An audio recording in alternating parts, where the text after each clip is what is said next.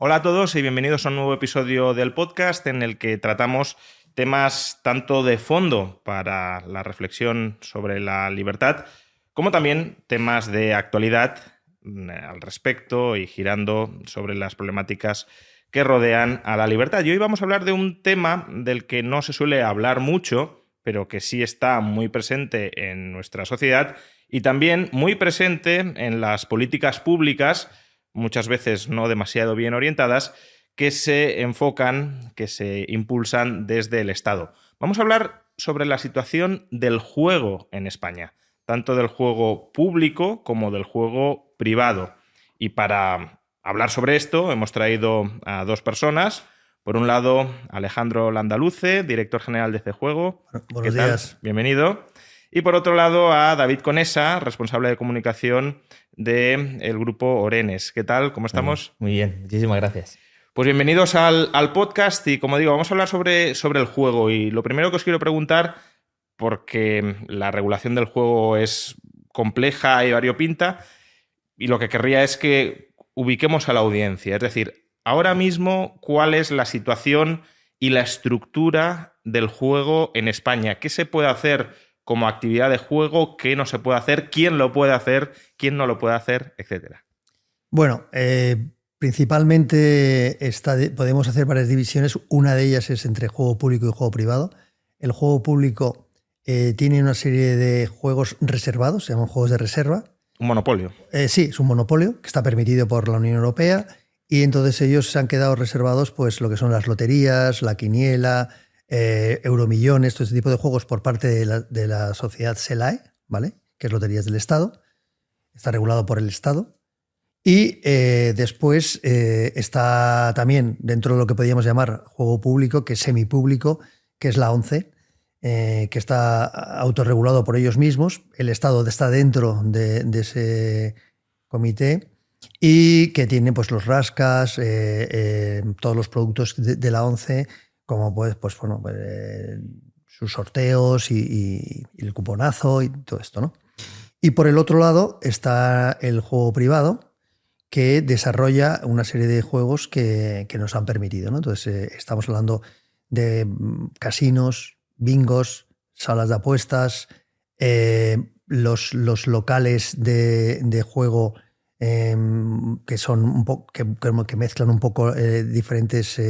Me estoy refiriendo a que cada comunidad autónoma regula esos juegos y, por ejemplo, hay comunidades como la de Castilla-La Mancha que bueno, hay una serie de como casinos, pero son salones de juego. Bueno, hay una serie de especificaciones y luego están las máquinas en hostelería que también, ¿no?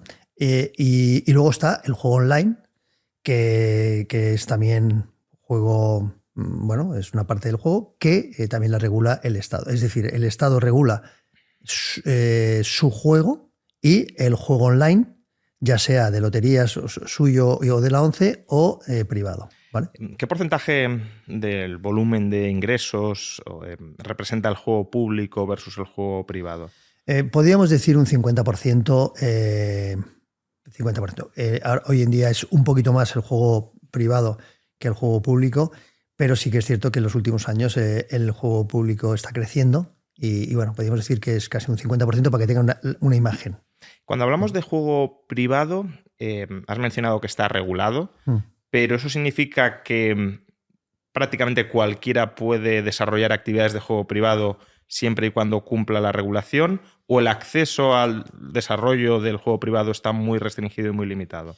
Vamos a ver, cualquier persona puede optar, es un mercado abierto, lo único que tienes es cumplir unos requisitos muy exigentes. Me refiero, tú para abrir un local de juego o para operar en una actividad de juego, lo primero que tienes que ir es a tu comunidad autónoma o al Estado si es juego online y solicitar la licencia como operador de juego, en la cual te van a pedir una serie de requisitos, entre ellos pues cosas que no siempre se piden, que no puedes tener antecedentes penales, tienes que tener una seguridad económica, te van a pedir un aval, tienes que ser una sociedad, o sea, te tienes que inscribir en el registro mercantil y bueno, pues aparte de eso, si después, eso es como entidad de juego, pero después si tú quieres poner máquinas en un bar, por ejemplo, tienes que volver a hacer eso mismo, pero en otro registro darte de alta, volver a pasar todos esos filtros, o si quieres poner una sala de juego,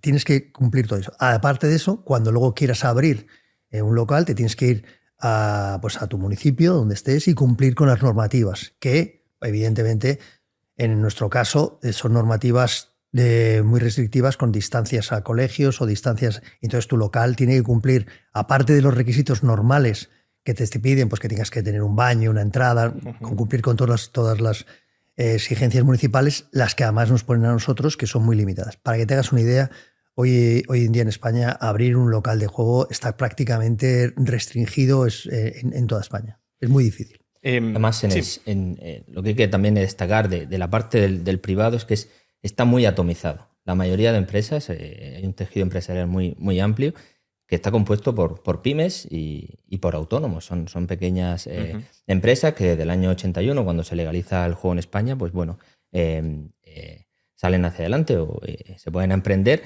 Y entonces el juego privado está muy atomizado en muchísimas pequeñas empresas, hay muchísimo autoempleo, muchísima pyme, y por otro lado el juego público, que está en manos de dos personas solo, ¿no? En este caso el Estado y la ONCE, ¿no? Que esa es también una diferencia que para nosotros es importante, porque es un tejido empresarial, hay muchísimo empleo, muchísimas oportunidades que se desarrollan en la parte privada. Ahora os preguntaré sobre el régimen de la ONCE, porque es un régimen un poco particular, peculiar, pero respecto al juego privado, por entender también el alcance de la prohibición o de la restricción, habéis comentado que para abrir este tipo de locales hace falta ser una sociedad, una empresa. Entonces, por ejemplo, si yo me reúno con unos amigos y quiero montar una partida de bingo donde pues, paguemos entre nosotros o una timba, todo eso está radicalmente prohibido. Totalmente prohibido. Eso no se puede hacer. Tú tienes que... Eso es parte de lo que es el juego ilegal, que se debe llamar más bien juego clandestino, porque ilegal, quiero decir, depende de la ilegalidad que hagas, ¿no? Ahora estamos viendo cosas que alguien incumple una normativa y le ponen una sanción y eso es ilegal. Bueno, no. Y juego ilegal, porque como dijimos, que tú estás definiendo, ese es el juego clandestino que todos tenemos en la imagen, que tienes que meterte en un sitio oscuro y no sé cuántos, ¿no? Evidentemente eso está prohibido, totalmente. Tienes que darte de alta, tienes que cumplir unas exigencias muy grandes. Y yo te digo, hoy en día, en la mayor parte de las comunidades autónomas tienen restringido, ya sea por número, que es contingentación y ya no se dan más licencias, o por el tema de distancias, prácticamente es imposible abrir un nuevo local en España ahora mismo. Es decir, que es un mercado abierto, pero que lo han ido cerrando. Lo han ido cerrando. O sea, era abierto, en la Constitución está abierto, cualquiera se podía meter dentro, y ahora mismo no. Ahora mismo está cerrado, o sea, está contingentado, no puede crecer. ¿Vale? Entonces, tú puedes meterte comprando a alguien el negocio que hay. ¿Y por qué lo han ido cerrando? ¿Es porque ha habido una explosión del juego privado que han dicho, bueno, esto hay que controlarlo de alguna manera, hay que limitarlo de alguna manera? ¿O porque la actitud político-ideológica, incluso desde ciertos ámbitos sociales, hacia el juego privado se ha ido volviendo cada vez más negativa? Hay una realidad y es que el montante total de lo que se juega en España a día de hoy no es superior a la que se jugaba en el 2018 o incluso antes, en el 2011, no es superior, es muy similar. Lo que sí que ha ocurrido es que se ha ido cambiando la oferta de juego. Ha habido juego que no existía, el juego online no existía y ha crecido de cero a lo que está hoy. Igual que las apuestas eran cero y han crecido de lo que había antes a lo que... Pero eso ha pasado en todos los sectores, en toda la economía mundial. Es decir, haré coches eléctricos y antes no había, claro, ¿no? Entonces van creciendo. No, es que ha crecido mucho los coches eléctricos. Bueno, pero ¿y cómo ha crecido en general el mercado? Nosotros no hemos crecido en general, sí que han crecido una serie de actividades. ¿Qué ha pasado? Que ha habido otras, los casinos pues han bajado, los bingos han bajado, es decir, diferentes ofertas. ¿Por qué? Las máquinas en hostelería han bajado, porque llevan 30, 40 años, como ha dicho David, en el mercado y ya pues a lo que le gustaba la gente no es lo que le gusta ahora. Entonces yo, por ejemplo, tengo hijos adolescentes y yo cuando era joven veía la televisión con pasión.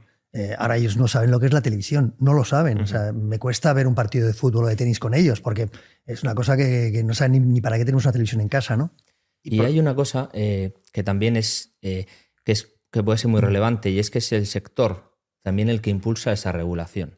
Lo que nosotros buscamos y lo que, como cualquier sector, como cualquier empresa, es la sostenibilidad. Hacer un sector sostenible, un sector que dé un servicio de calidad, pero que sea sostenible en el tiempo, ¿no? Y esa regulación de los últimos años, la mayoría de veces ha sido impulsada desde el sector para, para ordenar y que el sector sea un sector ordenado, un sector que además está hiperregulado, porque como ha dicho bien Alejandro, tenemos regulaciones, cada comunidad autónoma tiene la suya, tenemos 17 por un lado y luego la estatal, ¿no? Pero mucha de esta regulación, esta contingentación ha venido impulsada por el sector para que ese crecimiento sea siempre ordenado. Le voy a llevar la contraria a este señor, porque lo que está diciendo es cierto hasta hace 4 años. Desde hace 4 años y 5 años ha cambiado radicalmente. No había una justificación real en cuanto a mayor gente jugando, tampoco había un número superior, no ha crecido el número de personas que tienen un problema con el juego. Todos los datos, el dato no justificaba el relato, pero se creó un relato para nosotros intencionado y a partir de entonces la regulación pasó a ser de gente técnica de cada comunidad autónoma o de la propio Estado hablando con el sector a directamente política. Claro. Es decir, no salía ni siquiera de los técnicos. Hemos tenido casos de leyes que cuando hemos visto nosotros el proyecto de ley que salía del departamento técnico de esa administración, era una ley dura pero buena, cuando luego ha pasado a los políticos era totalmente diferente, ¿no? Leyes totalmente sin sentido porque no era para proteger a nadie, sino simplemente para contentar a un discurso. Luego os preguntaré por esas regulaciones. ¿Por qué voy a preguntar ya? Sí, creo que está una cosa con la otra. Una cosa es la regulación que nosotros hemos impulsado para la sostenibilidad y otra cosa es la regulación de relato o esa regulación política que nada tiene que ver con la realidad. Al final eso de contingentar el número de negocios de juego que pueda haber, bueno, a lo mejor el sector no crece en tamaño, pero se abren nuevos que llevan al cierre de otros por ser menos eficientes o proporcionar un peor servicio. Eso es lo que ha pasado, ¿no? Por ponerte un ejemplo muy claro, es que la máquina que hemos visto de juego en un bar ha pasado en la mayoría de comunidades autónomas a concentrarse en locales de juego, en salones de juego, lo que podemos ver como salones de juego, pero que son las mismas máquinas, lo que pasa es que se han ido a estos establecimientos que además tienen un control de acceso mucho más férreo y lo que ha pasado es eso, que han cerrado un sitio y se han ido a otro. Por cierto, como nota al margen, ¿cuál es la situación legal de los mercados de apuestas en España, ¿no? Porque en Estados Unidos sí son potentísimos los mercados de apuestas, Polymarket, Kalshi, etcétera. Incluso hace unos días veíamos la noticia de que la CNN va a integrar como parte de su línea informativa los pronósticos que hacen los mercados de apuestas, pero mi sensación es que en España está muy subdesarrollado el tema, ¿no? Aquí se puede apostar única y exclusivamente a eventos deportivos. Alguna vez permiten alguna cosilla, pero no es, por ejemplo, como en Inglaterra, que tú puedes apostar si la reina iba vestida de azul o si el gorro iba a ser blanco. No puedes apostar sobre eso. O quién va a ganar las elecciones. ¿Esa es una regulación española o europea? Cada país tiene su regulación. Europa no se mete, deja libertad total a cada país para que regule el juego, incluso lo puede prohibir. Y pues hay países que tienen monopolio y hay otros países que, como en España, hay monopolio y privado, y hay otros países que son todo privado. Pero la apuesta, por ejemplo, en España es una apuesta deportiva. Tú solo puedes apostar al Madrid-Barça o a un partido de tenis. Lo digo porque, luego hablaremos también de lo que rodea al juego y la visión de que el juego es un vicio y que no tiene ningún beneficio social, pero desde luego los mercados de apuestas, más allá de cuál sea la opinión de cada cual sobre el juego en sí mismo, sí que tienen beneficios muy importantes porque de alguna manera proporcionan información sobre cuál es la expectativa de la gente mejor informada sobre un acontecimiento, sobre qué es más probable o menos. Es decir, es tan relevante como decía, incluso la CNN lo va a incorporar. Entonces, que eso se prohíba nos vuelve una sociedad más ignorante. Bueno, esto que estás diciendo me hace mucha gracia porque es con natural con la historia nuestra, no de nuestro país, del ser humano, ¿no? Es decir, los estados, y no voy a defender o no a Bakunin, pero en los estados lo que tienden es a controlar, ¿no? Claro. Y entonces cuando dentro de un estado pues hay una corriente moralista que lo que intenta es controlar aún más de lo que suele hacer un estado, pues esto es lo que ocurre, cosas que son ilógicas, ¿no? Es decir, vas en contra de algo que la sociedad te está pidiendo y lo va a hacer. Y es que lo va a hacer. Lo va a hacer de una forma legal o ilegal. Eso es la única diferencia. ¿Pero por qué creéis entonces, no? Porque has abierto ahí un melón interesante que quería tocar a continuación, ¿por qué creéis que el Estado ha tenido históricamente, ya no solo en España, sino prácticamente en cualquier parte del mundo, esa relación tan negativa con el juego privado, ¿no? Porque con el juego público no tanto, pero con el juego privado, y eso lo podemos ver en España, en muchos otros países europeos, en Estados Unidos también, luego ha ido cambiando según el momento, pero es decir, el juego privado siempre lo ha visto el Estado como algo a erradicar, a arrinconar en esos locales clandestinos y a sancionar. La época anterior a la democracia en España era pecado, era incluso pecado. Y aquí te estoy dando un mensaje, ¿no? No me voy a meter en un charco de temas religiosos o no, pero los estados ha habido siempre, con respecto al juego, Cleopatra jugaba, está totalmente demostrado, los romanos hacían apuestas, es algo que es connatural con el ser humano. Hay un libro extraordinario que es el Homo Ludens y te explica el desarrollo del juego, el juego tanto con apuesta de dinero como sin apuesta de dinero, lo que ha ayudado a desarrollarlo. Y ha dado miedo. O sea, es decir, hay ciertas actividades que los estados, bueno, pues les gusta controlar y da miedo. Entonces, ¿qué ha ocurrido? Históricamente, que cuando se ha prohibido, se ha jugado. Se ha jugado. Lo que pasa es que se ha jugado mal, sin que haya una serie de normas que protejan al jugador. ¿Y qué ha ocurrido con eso?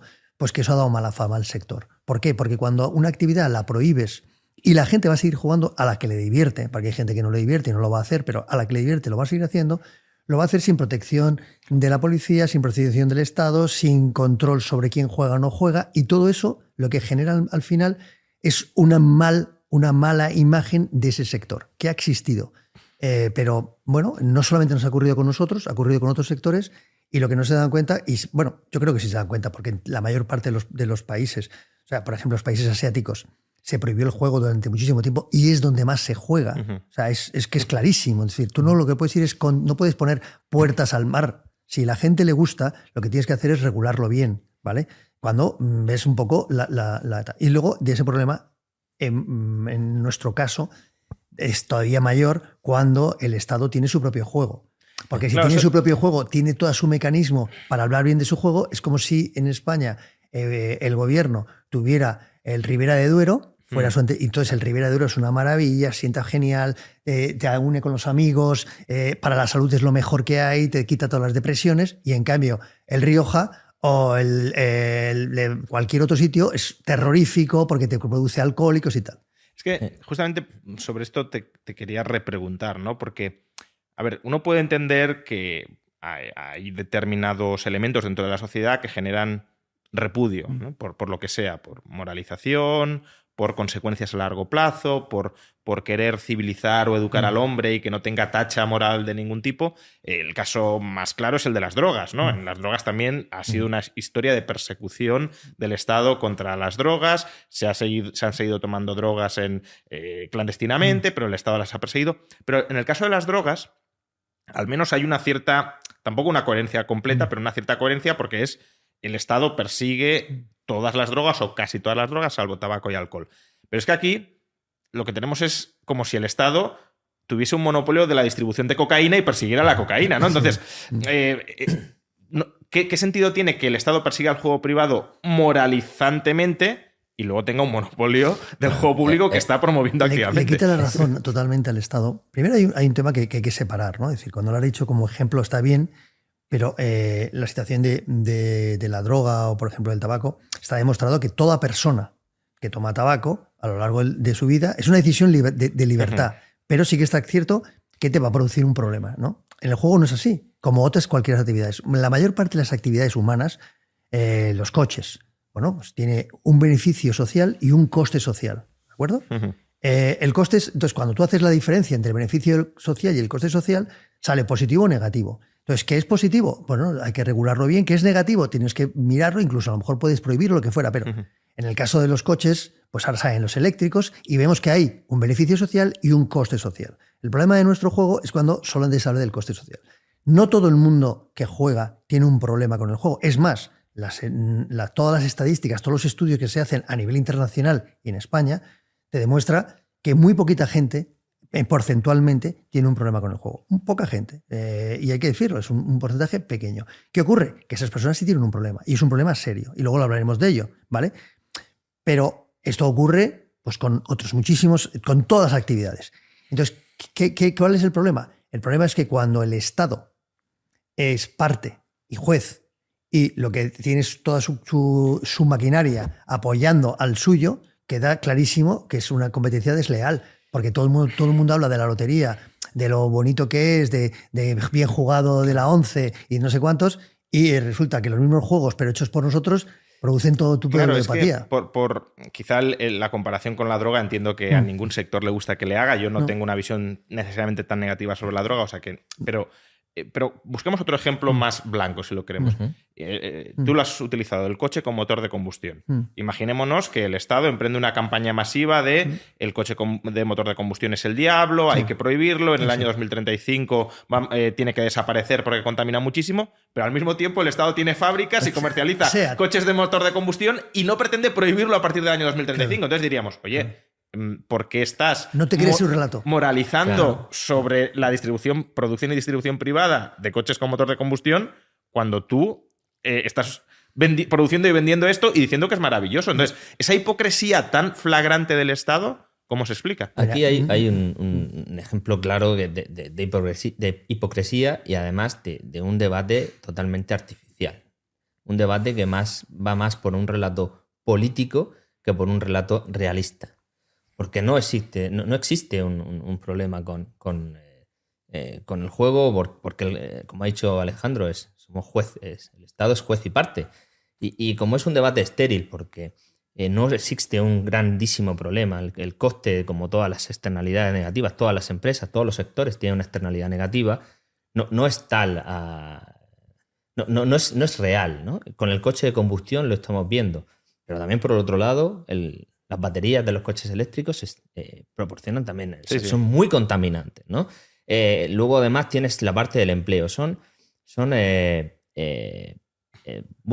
historias o relatos más políticos que tienen que ver con esa parte yo puedo entender muy artificial. Que un relato político se convierta en predominante. Imaginemos que llega al poder un gobierno ecologista radical que dice yo quiero prohibir el coche de motor de combustión. Estaremos de acuerdo, no estaremos de acuerdo, pero es su visión y puede ser una visión coherente. Lo que no sería en absoluto coherente es que ese gobierno ecologista radical quisiera perseguir el coche de motor de combustión si lo produce el sector privado y luego lo produjera y lo distribuyera él desde el Estado vendiendo maravillas del coche de motor de combustión que produce él. Es tremendo. Te voy a poner 2 ejemplos de la semana pasada, ¿vale? O de los últimos 15 días. La Dirección General de Ordenación del Juego, que pertenece al Ministerio de Consumo y es el que regula el juego online y el juego estatal, pues hace un congreso en la Casa de Moneda y Timbre, en el que se llama Primer Congreso Internacional del Juego, que por parte de toda la Dirección General de Ordenación del Juego, cuando se habla, lo único que se habla es del daño del juego. Pues en la entrada, cuando entramos todos, había unas pantallas gigantescas con los anuncios del gordo de lotería, ¿no? Eso es lo que estoy diciendo. Bueno, y eso dices, oye, esto es un discurso que no me lo creo. O sea, tú estás promocionando a todos los que venimos tu juego y luego dices que el juego lo que genera es un problema, ¿vale? Tienes que mirar ahí los datos. Por cierto, la publicidad del juego privado está prohibida. Os voy a poner 1000 casos. La publicidad del juego privado está prohibida. La del juego público está en todos los sitios, los domingos, ahora infantil. Esto es un escándalo, ¿no? Pero para que te hagas una idea hasta dónde llega ese problema y que a ellos les va a tener que pasar factura. Hasta hace muy poco, cada 3 meses, la Dirección General de Ordenación del Juego saca una nota diciendo las multas que ha puesto a las empresas de online que han incumplido con ciertos requisitos. Vale. Hay que diferenciar las multas entre los que practican juego ilegal, ¿vale? Son multas millonarias, pero que no se cobran nunca, porque son gente que tienen sus sedes en Malta, no sé qué, y es muy difícil cobrarlo, y que a cada una que les pone una multa de ellas, les cierran la página, les ponen una multa de 5 millones de euros. No se cobran nunca, ¿no? Pero el título que sale son 33 millones de euros que la Dirección General de Ordenación del Juego ha puesto al juego. Y en el titular te ponen que de esos 3 millones los ha puesto y te señala a 3 empresas de juego privado, pum, el nombre, lo saca a la agencia EFE y lo ponen por todos los sitios, con lo cual todo el mundo identifica que todo ese montante de dinero se lo han puesto a 3 empresas. Vale, primero, no es cierto. Los 30 millones son para las empresas de juego ilegal, que es a las que tienes que combatir. Pero es que después omite claramente y con un descaro tremendo que dentro de esas empresas legales que ha puesto una multa está Loterías del Estado. Y no pone que Loterías del Estado se lo ha puesto. Para que te das una idea, la primera empresa, segunda empresa privada que señalizan tiene una multa de 17.000 euros contra los 33 millones que parece que son suyos, y la del Estado, la de Loterías, son 125.000 euros. Bueno, qué bienito hubiera sido que hubieran dicho, hemos puesto estas multas a Lotería también porque somos gente... No, ocultan lo suyo, pero te señalan a ti. Pero eso es un problema que la sociedad tiene que ver. Pero claro, eso ya toca más una cuestión que, bueno, conforme mencionabas la publicidad, se me ha venido a la mente, que es la relación con los medios de comunicación. Porque eso no es responsabilidad. O sea, que se omita a Loterías no es responsabilidad del gobierno. No me creo que el gobierno esté llamando a los medios diciendo no pongáis Loterías o a la agencia F. Lo omitió en su nota de prensa. Lo puso en su nota de prensa y en su nota de prensa no ponía curiosamente ese dato. Nosotros viendo, te metes dentro de la página de la Dirección General Nacional del Juego, o sea, ves las 30... Ya de entrada sí que lo omitieron. La omitieron intencionadamente. Vale. Pero y además, aún así los medios de comunicación no han tenido la mínima diligencia debida de, oye, vamos a informarnos un poquito si aquí nos están contando toda la historia o no. ¿En qué medida esta publicidad masiva del juego público que llega a los medios de comunicación es una forma también de influir sobre los medios de comunicación y de que ese relato que los medios compran de juego privado malo, juego público bueno, también se transmita desde esa correa de transmisión? Aquí hay también una cosa muy básica, y es que dos de los mayores anunciantes de los medios es Lotería y Apuestas del Estado y la ONCE. Son uno de los grandes cuentas que tienen los medios de comunicación, de financiación. Si además de todo eso le sumas que el gobierno, en el que bueno se cree que tiene que ser transparente, tiene que ser honesto en su información y tiene que ser muy aséptico, pues omite cierta información, lo fácil para los medios es decir, oye, esto me lo trae el gobierno, ¿por qué lo voy a cuestionar? Porque en una sociedad adulta, con tanto que hablan de la posverdad o de todo esto, los bulos, tú tienes que creerte. Yo quiero siempre creerme que es lo que se dice desde el gobierno, es lo yo real. Creo que habría que desconfiar por sistema. Pero bueno, quiero creérmelo en ese buen hacer o en esa de que mi gobierno no me va a mentir, ¿no? O no nos debe de mentir. Eso yo creo que es pensamiento Alicia, pero bueno, fantástico. Bueno, dentro de esa utopía yo quiero creerlo, ¿no? Pero tenemos eso. Entonces, si tú tienes un gobierno que me ha mentido por sistema, te obvia una información muy relevante, y por otro lado tienes que a esos que podría dañar son los grandes financiadores de los medios, pues tenemos el paquete perfecto. Ojo, mira, te voy a decir una cosa que es curiosa, porque estamos hablando, parece que solamente es el gobierno estatal. Claro, eso os quería preguntar. Y no es cierto. Las comunidades autónomas, yo te digo, por ejemplo, yo tengo en la cabeza, cuando estábamos en pandemia, la primera ley que sacaron en Valencia, la Comunidad de Valencia, la primera ley que sacaron fue la ley del juego, ¿vale? Que prohibía el juego. Después hemos ido a tribunales y tal, porque realmente ponía unas distancias tan grandes a tantos centros, parques, que era imposible. Además era retroactiva, había que cerrar todo. Nos quedamos sin juego en un par de años, ¿no? Y curiosamente, 3 meses antes, claro, ¿qué ocurre? La imagen, muy importante. Pues he dicho al principio, la tarta, 50% juego público que es reservado. Eso no va a caer. No va a caer. Entonces, si tú quieres crecer y tienes el otro 50%, ¿qué quieres? Que se desaparezca y voy a tener el 100%. Eso es así de claro, ¿vale? Cualquiera que tuviera un directivo de una de esas empresas, lo que dices es, oye, vamos a intentar comernos ese terreno, ¿vale? Pues curiosamente, antes justo de todo esto, la ONCE saca un boleto de estos que hace de ellos, de su juego, dirigido a las fallas. O sea, el beneficio de ese cuponazo iba a ir a las fallas. Y sale la consejera que nos regula a nosotros, la de economía en ese momento, la de tributos y tal, vestida de fallera, con el señor de la ONCE, con el boleto. Claro, tú no es que seas muy ingenuo o muy listo, pero unes claramente, ¿no? Entonces dices, claro, es que ese es un poder tremendo que tienen tanto unos como otros, con la publicidad, con, oye, ¿dónde están los vendedores de la ONCE? Pues están en la puerta de los colegios, pero así de claro. Ahora se han puesto 10 metros de distancia, pero están ahí. Pero es que no piden DNIs a nadie. Y todo el mundo lo sabe. Vemos con podcast clarísimo de gente, de niños que están jugando y tal, con los rascas y tal. Pero claro, ellos dices, ¿quién se regula? Ellos mismos. Entonces, bueno, ¿cuál es el truco? Claro, Sí, bueno, a ti te piden el DNI, Alejandro, cuando te toca. Cuando ganas, entonces sí te piden el DNI para ver si estás autoprohibido o si eres menor de edad. Que eso ya... Que el rito, ¿no? Hace un par de años tocó el gordo a una menor y claro, no lo pudo cobrar, tuvo que ir el padre, no sé qué, un lío. Por ejemplo, el tema un tema escandaloso y es que... el gordo le tocó a esa menor porque esa menor había comprado... Claro. O sea, esa menor había comprado ilegalmente el cupón. Claro. En el momento de comprarlo, permiten la ilegalidad sin ningún tipo de control. Y cuando les toca cobrar las recompensas, cuando dicen, no, usted no podía comprar esto y no va a comprar. Es que fue mi padre y tal, segunda historia. Pero la historia, cuando sale la premiada, es la menor de 16 años que le tocó el gordo. Entonces, coño, vamos a ser un poco... Porque claro, esto también, y ahora te preguntaré si hay otros casos similares, pero esto también nos lleva a reflexionar sobre la influencia casi familiar que tiene el juego público, que es algo totalmente normalizado, ya no solo entre adultos, sino dentro del hogar, pues nuestros padres comprando loterías, en la televisión, los políticos, como mencionabas, avalando eso, mientras se está diciendo que hay que proteger a los menores de caer en la red. Hay que protegerlos, pero yo te voy a hacer una pregunta a ti. ¿Qué te parecería a ti entrar en un casino y que los croupiers tuvieran 14 años? ¿Qué te parecería?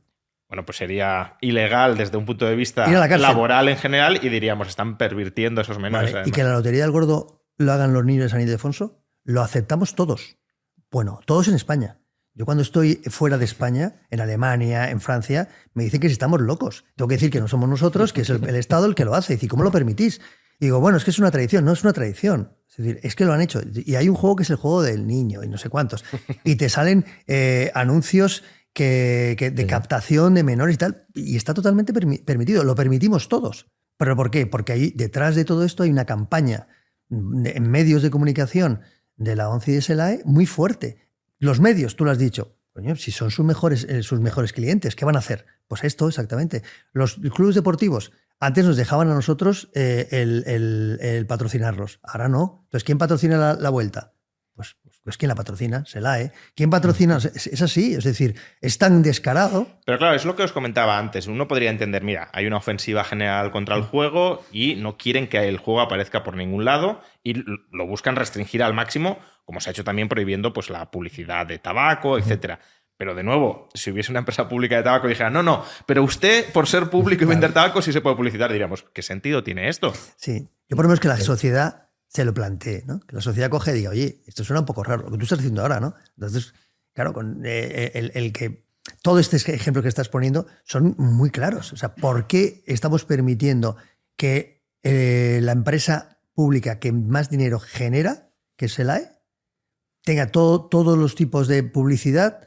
Yo vería muy bien que se buscara una limitación, como se ha hecho con nosotros, pero no hace falta que se lo pongan a la 1 de la mañana, como nosotros. Nosotros tenemos publicidad de 1 a 5 de la mañana. Porque ¿cuál es la diferencia de regulación, ya no solo de publicidad, sino en general, ¿no? ¿Qué permisos o qué licencias tiene el juego público frente al juego privado? Todo, mira, un ejemplo, por ejemplo, los puntos de venta de la ONCE. Ellos pueden poner los que quieran sin ninguna limitación. Da igual.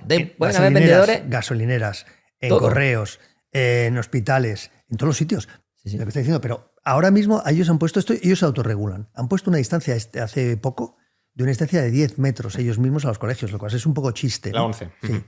Pero las comunidades autónomas no tienen ninguna autoridad, las comunidades autónomas, sobre ese tipo de instalación de negocios, ¿vale? Y sobre lo que se juega.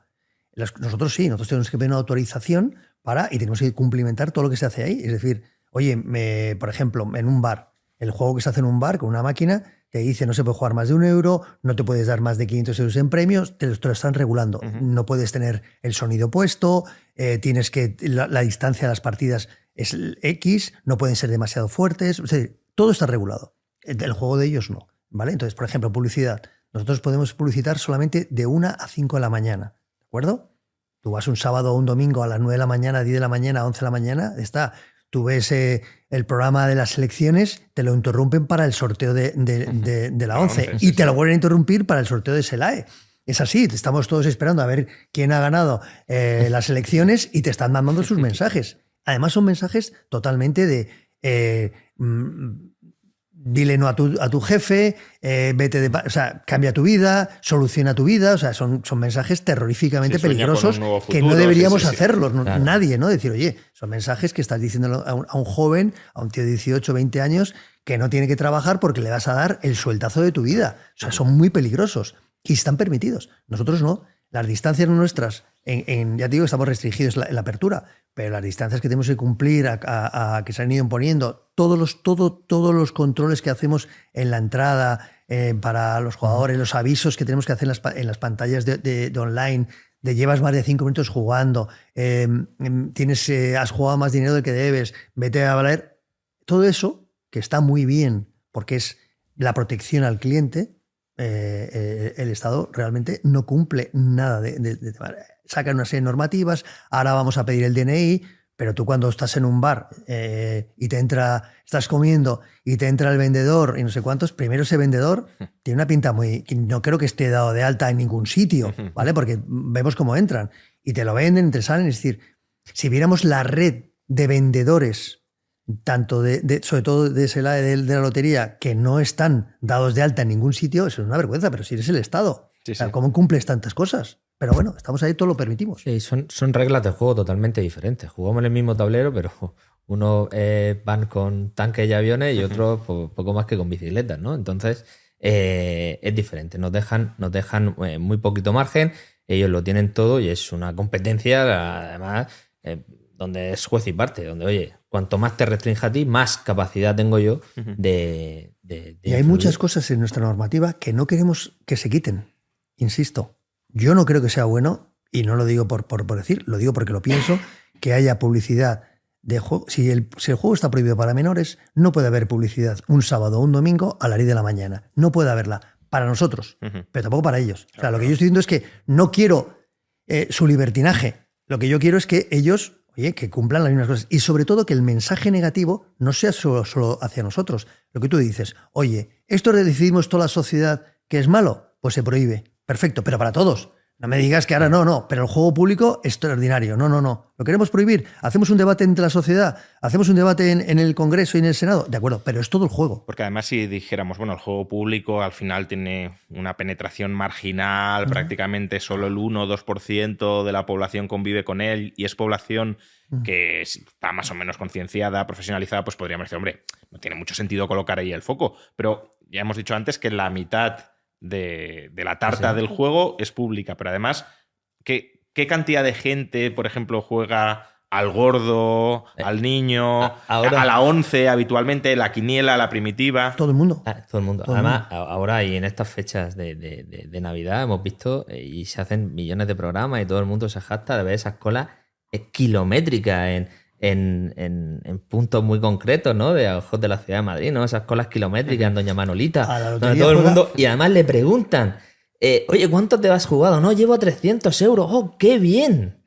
Qué magnífico que son 300 euros porque lo que se ha instalado, y ya desde Carlos III que crea la lotería hasta ahora, es que ellos son un juego de ilusión, de todas las bondades que tiene el juego, y el nuestro tiene la parte perniciosa. Pero por otro lado, también te dejan que sigas porque tiene un afán recaudatorio. Hay 30 millones de personas que juegan al año en loterías. 30. Y a nuestro juego 6,5 millones. Que en España no hay muchos más adultos. Estaremos hablando de 32, 33 Yo digo que todo el mundo adultos, juega. Todo el mundo. Pero si atates esa idea clarísima, luego, por ejemplo, dices, bueno, te juegas tal, en lo que es el oscurantismo, ¿no? El gordo del año pasado. El gordo del año pasado repartió el 30% de premios. ¿Por qué? Porque hubo un 70% de ese número que no se jugó. ¿Quién se lo queda? El Estado. ¿Dónde están las cuentas? ¿Vale? Es decir, hay tanta se oculta tanta información que es tremendo. Es decir, ¿cuánto es el dinero que realmente los españoles se juegan y cuál es el retorno? ¿No? Porque te dicen, no, hay un 50%. No es cierto. Nosotros tenemos todo eso totalmente registrado al día. Sabes lo que tú te va a tocar o no te va a tocar en un casino. Una cosa que está clara, cuando ahora se está hablando, tú vas a entrar en un casino, en un bingo, en un salón de juego y sabes que vas a gastarte 30, 50, 100 euros. La gente es consciente, pero también sabe a qué se juega y cuál es el reparto de eso. En el juego público la gente no está totalmente engañada.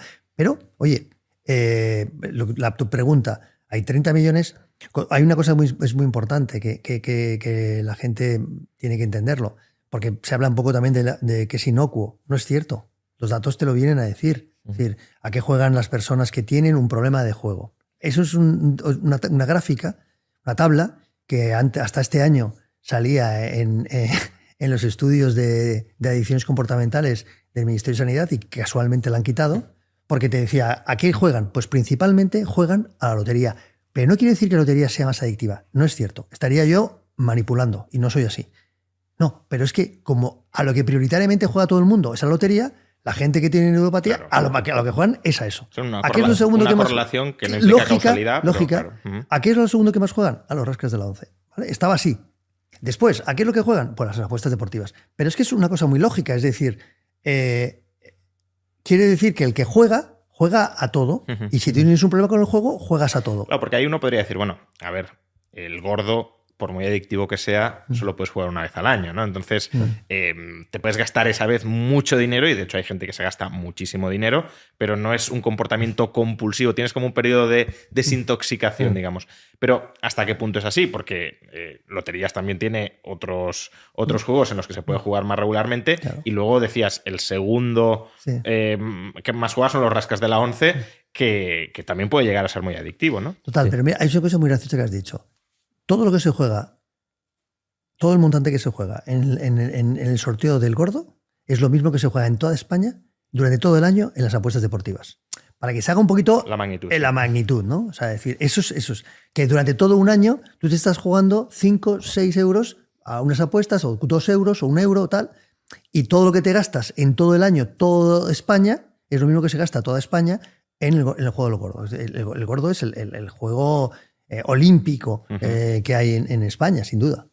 Y con respecto a... He mencionado los rascas, pero quería tratar también el régimen jurídico de la 11, ¿no? Porque, claro, es un juego que está entre público y privado, pero a su vez decíais que tiene un régimen casi de excepcionalidad dentro del Estado, porque se autorregulan, y las comunidades que son muy agresivas regulando el juego privado ya no es que no quieran regular a la 11, es que no pueden regular a la 11, ¿no? Entonces, exactamente cuál es su régimen y por qué se ha llegado a esa situación. Es decir, ¿por qué la 11 tiene estos privilegios que no tienen otras entidades? Esa es la pregunta que nos hacemos, ¿no? Esa sería la pregunta. Sí, iba a decir que ¿por qué? Es grandísima pregunta.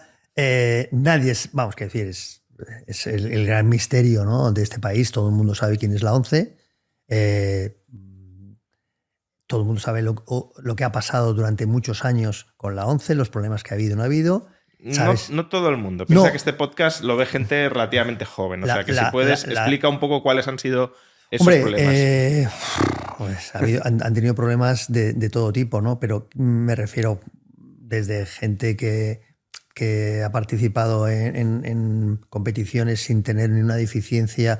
Y para tener... Bueno, quiero decir, el régimen de la 11 es tan complejo, es tan oscuro, que es imposible que nadie lo pueda entender, ¿no? Es decir, ellos se autorregulan, tienen una protección total por parte de la administración, tienen una fuerza política, es el lobby más importante que hay en España, sin duda. Apoyan cualquier tipo de actividad en cualquier comunidad con presupuestos, y están ahí. Entonces es el gran lobby que hay hoy en España, ¿no? Entonces, que hacen una labor social, evidentemente. Podríamos decir que en sus cuentas, que son difíciles de meterte dentro, podríamos estar diciendo que puede haber unos 300 millones de euros que dedican como obra social. Después podríamos hablar de la gente que trabaja en la 11, que estamos hablando que no todos son discapacitados, hay gente que sí y gente que no.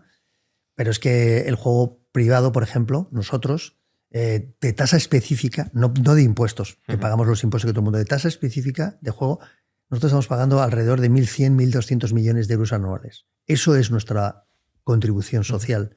La misma obra social que hacen ellos de 300 o 400, incluso le puedes poner ahí los sueldos de más gente y a lo mejor te llegas a 600, 700 millones, nosotros ponemos 1.200. Que lo haces carreteras, colegios, es obra social también. Pero además de las empleo, ganancias de la ONCE, ¿dónde van a parar? Bueno, ves que haces unas preguntas que son imposibles de contestar. Pero quiero decir, ¿tiene accionistas? ¿Se reparten entre los accionistas? Esto es una pregunta que no es a mí. Además, yo quiero seguir viviendo. Con lo cual, es una pregunta, pero es que no lo hemos intentado entenderlo y verlo y es imposible, es imposible. Es una telaraña tremenda y luego tienes el Union y luego tienes una serie de cosas. Es muy complejo. Lo que sí te digo es que llaman por teléfono y cualquiera de los que están arriba en cualquier sitio, ya sea el partido político que sea, le cogen el teléfono. La ONCE está intentando constantemente el introducir sus rascas a través de aparatos electrónicos similares a nuestras máquinas en los bares y lo único que están queriendo pedir es que en cada comunidad autónoma renuncien a pedir esa autorización.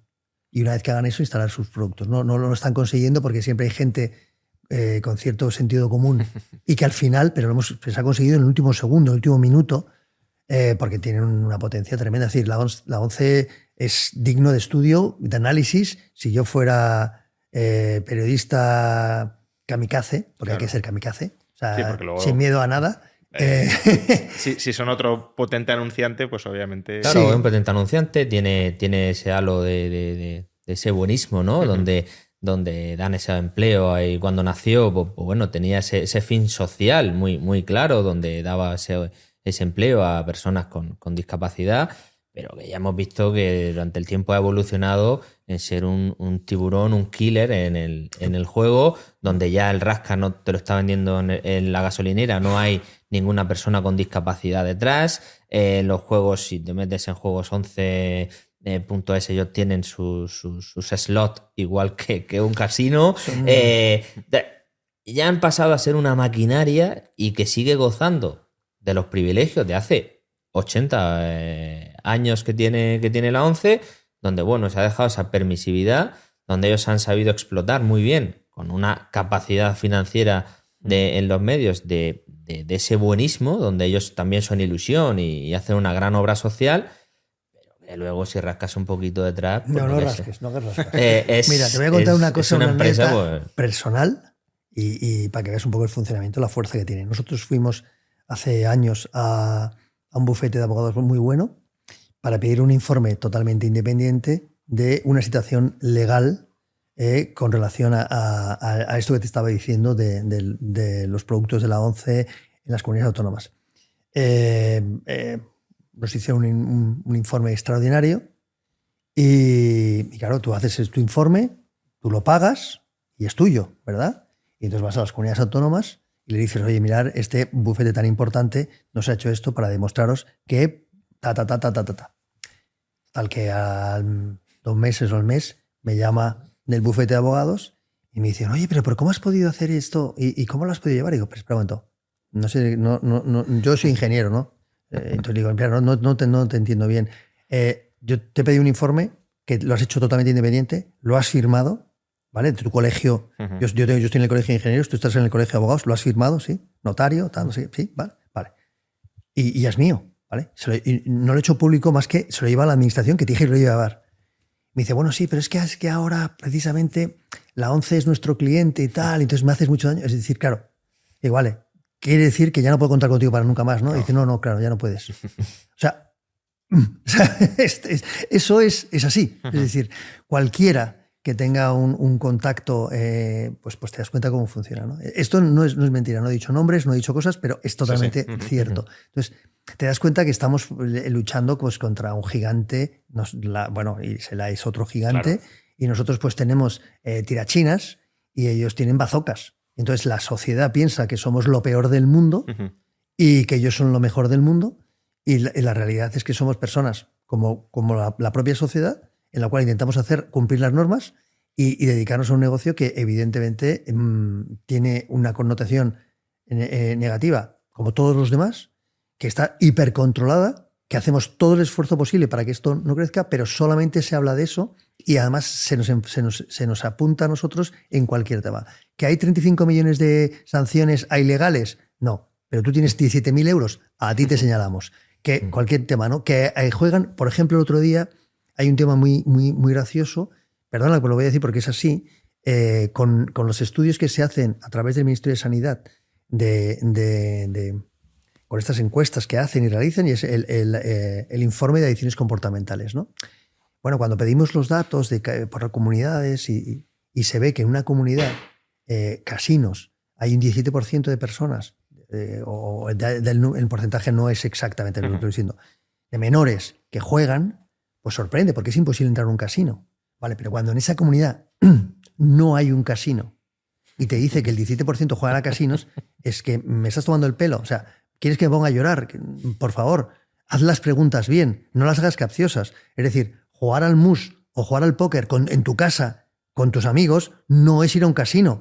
¿Entiendes? Entonces, claro, si tú haces las preguntas de manera intencionada, va a salir como el famoso sketch de la Monty Python. La gente no sabrá lo que es, pero cuando yo era joven sí que eran famosos. Pues claro, tú haces las preguntas que te da la gana y entonces te sale lo que tú quieres. Pero es que hay una comunidad autónoma, no voy a decir el nombre, hay una comunidad autónoma que no tiene casinos y que sale que hay un porcentaje superior al 10% de menores, no sé si eran 17%, creo que era ese, pero bueno, puede ser otro, que jugaban. Pero si no hay casino, ¿cómo van a jugar? Pero claro, la imagen que te mandan es tremenda. Te están dinamitando, porque los estudios los hacen ellos, las publicidades las hacen ellos, salen los programas todos ellos. Cada vez que queremos hay una ley en una comunidad autónoma, casualmente los 4 medios más importantes sacan a todas las personas que tienen un problema con el juego, no sé cuántos. Claro, tienen todo el armamento, es tremendo. ¿Podría ser que la distinta percepción social que tiene el juego privado y el juego público, más allá de toda la campaña de propaganda que evidentemente hay detrás, pero puede ser que se ve mal, o sea, entendemos, o la sociedad entiende que el juego puede ser un problema, y lo que ve mal es que haya un objetivo mercantil detrás de ese problema, es decir, que se gane dinero con ese problema, mientras que el juego público parece que canaliza ese impulso hacia la obra social, en el caso de la ONCE, o hacia el bienestar general, en el caso de loterías del Estado, porque supuestamente no pretende ganar dinero para el Estado, sino simplemente recaudar y que luego eso se reinvierta en los propósitos del presupuesto público. ¿Creéis que hay algo así detrás de está mal que se gane dinero con el juego porque el juego es algo sucio, pero en cambio sí esa suciedad se canaliza hacia propósitos aparentemente nobles? ¿No está tan mal o es más...? Bueno, totalmente. Sí, totalmente, pero es que casi que si le preguntas a cualquiera, ninguna... preguntas por la calle, nadie, ¿no? Nadie. Ciertas personas no les gusta que nadie gane dinero, ¿no? En general, sí. En general, que le va bien, ¿no? Lo intentamos derribar. Bueno, eso, perdona, se ve muy claro con uno de los grandes problemas que hay ahora mismo en España, es el de la vivienda. Y hay mucha gente que está obsesionada con que no se construya vivienda, porque si se construye vivienda, se ganará dinero con la vivienda. Ganar dinero, ¿no? Eso es inadmisible. Entonces, eso ¿cómo puede ser? ¿Cómo se puede lucrar a alguien de una necesidad, ¿no? Claro, entonces, bueno, es muy ridículo que no vea, pero es que si preguntamos, pues bueno, eso puede pasar, ¿no? Que nadie vea, que vean ilícito, ¿no? En esto. Pero la realidad es que a la ONCE gana dinero, Lotería gana dinero, claro. Tienen unos grandísimos sueldos públicos. Creo que el mayor sueldo público de España es presidente de Lotería y Apuestas del Estado. La ONCE ya hemos dicho que no se sabe muy bien. Ya no se sabe muy bien, ¿no? Pero bueno, está ese debate que es un debate generalizado en cuanto a la empresa, ¿no? Que alguien gane dinero con algo está mal. Eso es en general. Y en nuestro caso también pues se agrava, ¿no? Con parte del desconocimiento de lo que puede ser nuestro sector, parte de que el Estado y las comunidades autónomas o las administraciones, juez y parte en este caso, partimos desde el año 81 solo con el juego legalizado en España y tenemos también muchísimo menos recorrido en cuanto a explicar realmente lo que hace nuestro sector y que no hacemos nada malo, simplemente damos una opción de ocio, de entretenimiento libre, porque todo el mundo es libre para poder entrar, para poder jugar, que lo haga de manera natural y donde estamos muy regulados, hiperregulados, que nosotros, como ha dicho Alejandro, que no nos importa, simplemente queremos las mismas reglas de juego, pero bueno, en ese ideario, en esa opinión pública masiva, pues bueno, dentro de que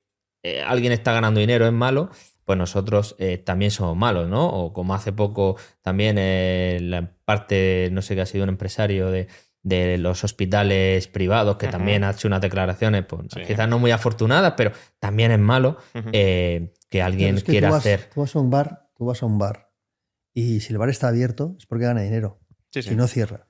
La ropa que tú llevas puesta, la que llevo yo puesta, seguro que ha costado menos hacerla que venderla. Porque si no, o sea, si tú te vas a, no voy a decir ningún nombre, pero tú vas a cualquier tienda, a cualquier centro comercial y vas a comprar un teléfono o un reloj, cuesta menos de lo que te lo venden. Si alguien no lo piensa así, es que no está en el mundo occidental y no está en el mundo capitalista. Eso es así. Si tú vas a un casino, tienes que darte cuenta, y además nosotros lo decimos, la ventaja es que nosotros decimos, y está puesto, que seas consciente de que vas a perder dinero. O sea, es que es así, porque si no, no existiría el casino. Claro, pero en la lotería también. Pero claro, no existiría el casino, no existirían los bingos, pero no existirían los restaurantes, no existiría el cine. Pues los cines que siguen abiertos, que cada vez hay menos cines, pero los cines que siguen abiertos siguen haciendo dinero. Si no los cierras, porque no tiene sentido. Nosotros hemos cerrado casinos porque dejan de ser muchos, porque dejan de ser rentables. O sea, es que esa falsedad que mental de decir, no, es que ganáis, pues claro, pero es que la 11 gana dinero, es que la lotería gana dinero y mucho, claro, además, y si no estarían abiertas. Pero además, que lo hacemos de manera sostenible, porque al final, si ganamos dinero, porque no engañamos a la gente. El cliente lo sabe. El cliente lo sabe y lo que está comprando es un tiempo de ocio, un tiempo donde se lo pasa bien, donde disfruta. La regulación nos obliga, ¿no?, a indicar todo. Tiene tanta probabilidad de perder dinero. Y nosotros lo cumplimos. Es decir, cualquier máquina de juego en un bar está revolviendo un 75% más o menos de lo que se juega. Todos los juegos de casino, sabes tú, porque son matemáticas, claro, y está ahí puesto, pero además que las máquinas de apuestas están conectadas con la administración. Hay un tema que es muy importante que se diga, porque es a colación de lo que estaba diciendo David.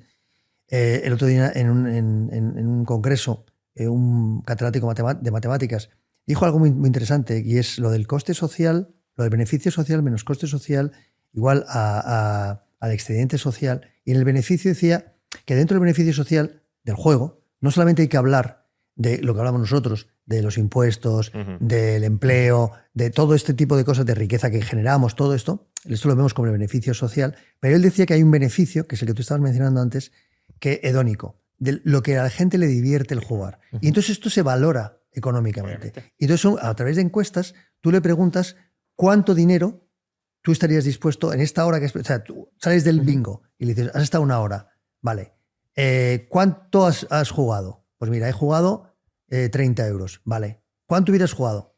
Pues mira, pues yo por este rato que me lo he pasado hubiera pagado 50. Pues eso es un porcentaje que se mide, que es lo que tu excedente, o sea, lo que te produce... En teoría económica se llama excedente del consumidor. Exacto. Eso. Y es exactamente ese excedente en el juego.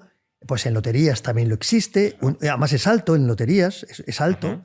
Estamos hablando de un 12%, un 10%, un 8%, dependiendo del juego, un 4%. Ese excedente es el que no puedes quitarlo. Es decir, la gente le divierte. Y estaré dispuesto a... Pero no es tonta. La gente que entra a un bingo te lo dice... Sabe lo que se va a gastar. Voy a comer aquí, voy a cenar, estoy con mi mujer y nos vamos a gastar. No es tonto. O sea, el cliente normal no es tonto. Luego hay una serie de clientes que, es cierto, tienen un problema de control de sus pasiones, no solamente con el juego, con otras actividades, y esas personas tienen un problema. La ventaja que tienen con nuestro juego, que no lo tienen con el público, es que nosotros tenemos unos registros autoprohibidos que tú te puedes autoprohibir y te puede prohibir también tu familia. Y entonces no te permitimos la entrada de nuestros locales de juego y no puedes... Es decir, hay registros privados que de alguna manera incapacitan a ciertas personas para jugar, ¿no? Es público porque es de la comunidad autónoma, en la cual, pero es sobre el juego privado. El juego público no tiene estos registros. Y lo que es tremendamente... bueno, ya iba a decir otra palabra que iba a quedar fea, pero que es sorprendente, es que el juego privado tiene estos registros, ¿vale? No te dejamos jugar al bingo, al casino, en diferentes comunidades autónomas. Están todos conectados. Queremos que haya una conexión nacional para que tú, si te das de alta en el País Vasco tampoco puedas jugar en La Rioja. Vale. Lo curioso es que el Estado no lo tiene, los juegos públicos no lo tienen. Te dejan jugar, pero si te toca, entonces van a nuestros registros y si estás en nuestro registro no te lo pagan. Es tremendo. O sea, le estás dejando a un pobre señor que tiene un problema que no deberías dejar jugar, que nosotros no le dejamos jugar, tú le estás dejando jugar y que pierda. Pero si gana, no le pagas. Bueno, es que hay que como ser... el caso antes de la menor con el, Sí, pero hay que ser un canalla. Con la lotería de te dejo comprar el boleto, pero luego cuando vaya a cobrarlo no te lo Pero pago. es un canalla. Bueno, y decíamos que no había ánimo de lucro, ¿no? Por parte del Estado. Claro, Detrás. claro. Eso es una hipocresía ya exponencial, ¿no? Lo que tiene. Pero es hacer el mal, vivimos. además, a una persona que Sí, está sufriendo. sí. Págale, por lo menos... o sea, Hombre, claro. no le dejes jugar. Claro. Pero si encima le toque, Si ha jugado... no se lo quites. O sea, me parece terrible. Ya. Entonces, yendo a esta materia, ¿no? A la problemática del juego, porque evidentemente el juego puede ser un negocio, como producir y distribuir comida, pero sí que hay gente, no sé qué porcentaje de la población, supongo que tendréis los datos, Sí. pero que puede caer en una adicción, puede caer en la ludopatía, y ese es un problema potencialmente muy destructivo para esa persona, para su entorno familiar. Entonces, ¿cómo convivís o cómo manejáis vosotros, porque el juego público no lo hace en absoluto, salvo para denegar premios, como decíais, cómo manejáis esa problemática y cuál es vuestro enfoque respecto a la misma? Eso está muy bien dicho. Bueno, ya además dejamos que David, que además tiene experiencia, te lo pueda contar, pero hay una realidad, ¿vale? Hay una realidad. Y es que esos datos de prevalencia de juego problemático son muy estables a lo largo del tiempo en casi todos los países occidentales, ¿vale? Nosotros nos comparamos con nuestro entorno y estamos en un porcentaje de un 0,3%, y dicho, esta cifra se puede cambiar, ¿vale? Dependiendo de a qué consideres juego problemático o trastorno del juego. Pero internacionalmente da igual cómo lo midas o da igual cómo lo sumes, la cifra que salga será mayor o menor, es bastante estable en los años y es bastante común a lo que ocurre fuera. ¿Qué le quiere decir? Que en países donde solo se juega a los caballos y a la lotería, en países en los cuales se puede jugar al bingo, casino y apuestas, a países en los que solo se puede apostar, a países, por ejemplo, que solo hay casinos, cada país tiene su propia... Se juega más o menos lo mismo. Y si nosotros hemos hecho un dato, un ratio, que es la renta per cápita de cada país europeo, el número de la población y lo que se juega al juego en total. Y salen unas cifras muy similares en todo Occidente. ¿Qué quiere decir? Que el comportamiento que tenemos relacionado con el juego es muy similar. Y que hay un porcentaje de la población, independientemente de las regulaciones que tengas, que sufre con el juego, ¿vale? Es decir, que en España no hay un problema, claramente, lo midas como lo midas. Te he dicho todo esto porque tampoco quiero aburrir a la gente. Hay un manual que es el DSM-5 americano, era el DSM-1, 2, 3, lo ha ido actualizando, en el cual se hace una serie de preguntas y tú según contestes, puedes no tener ningún problema con el juego, si contestas de 1 a 3 se considera que no tienes un problema, si contestas 4 o 5 tienes un riesgo leve, 6, 7 medio y 8 y 9 ya tienes un problema alto. Antiguamente, hasta hace no mucho, solamente ese 7 y 9 se consideraba ludopatía, pues te decía un 0,3%. Luego ya se dijo que cualquiera que tuviera un riesgo, porque era un dato muy pequeño y no gustaba para su relato, juntaron todos en España, no en todos los países, en España. Como tampoco gustaba mucho, vino un ministro anterior al actual y dijo que desde 1, o sea, desde que ya contestas desde 1, ya son todos esos, claro, te va sumando ese 0,3, pero da igual, porque el 1,9 o el que salga, me lo miras con todos los años y va para abajo, no va para arriba. Luego no puedes decir que va creciendo. Va creciendo tu número porque vas aumentando. Manipulas la vas manipulando. Claro, sí. Y ahora ya, en el último congreso, nos dijeron que este DSM-5 no sirve porque es muy... porque no sirve. Entonces, que van a hacer otro estudio, ellos, en los cuales pues ya no solamente midan esto, sino que si sacas al perro o no sacas al perro, esto es una broma, pero si duermes o no duermes, si has desatendido a tu familia, a tu mujer, no has ido al cine... O sea, claro, el número va a ser gigantesco. Pero da igual, si tú comparas magnitudes similares, manzanas con manzanas, te das cuenta que va reduciendo y va creciendo. ¿Que cómo lo manejamos? Es decir, el número es ese. Es decir, hay un porcentaje de personas... Pero entonces, ¿qué estamos hablando? ¿0,3? Sí, Si lo elevamos hasta el 1, quizá. ¿O? Sí, lo que estamos hablando es que... Pero perdona, ¿es el 0,3 de toda la población o de toda la población que juega? No, de toda la población que juega. Y entonces estamos hablando perdona. Estamos hablando de toda la población desde una cifra. Entonces, las cifras se suelen mirar desde 15 a 75 años. Se piensa que las personas de mayores de 75 años ya no juegan y que los menores de 15 no juegan. Cosa que hacen trampa, porque cuando luego hacen el dato, ese 0,3 o el 0,8 o el que sumen, lo multiplican hasta por los niños de 0 años, que no juegan a ninguno. Entonces, se hacen un poco de trampa porque así aumentas, ¿no?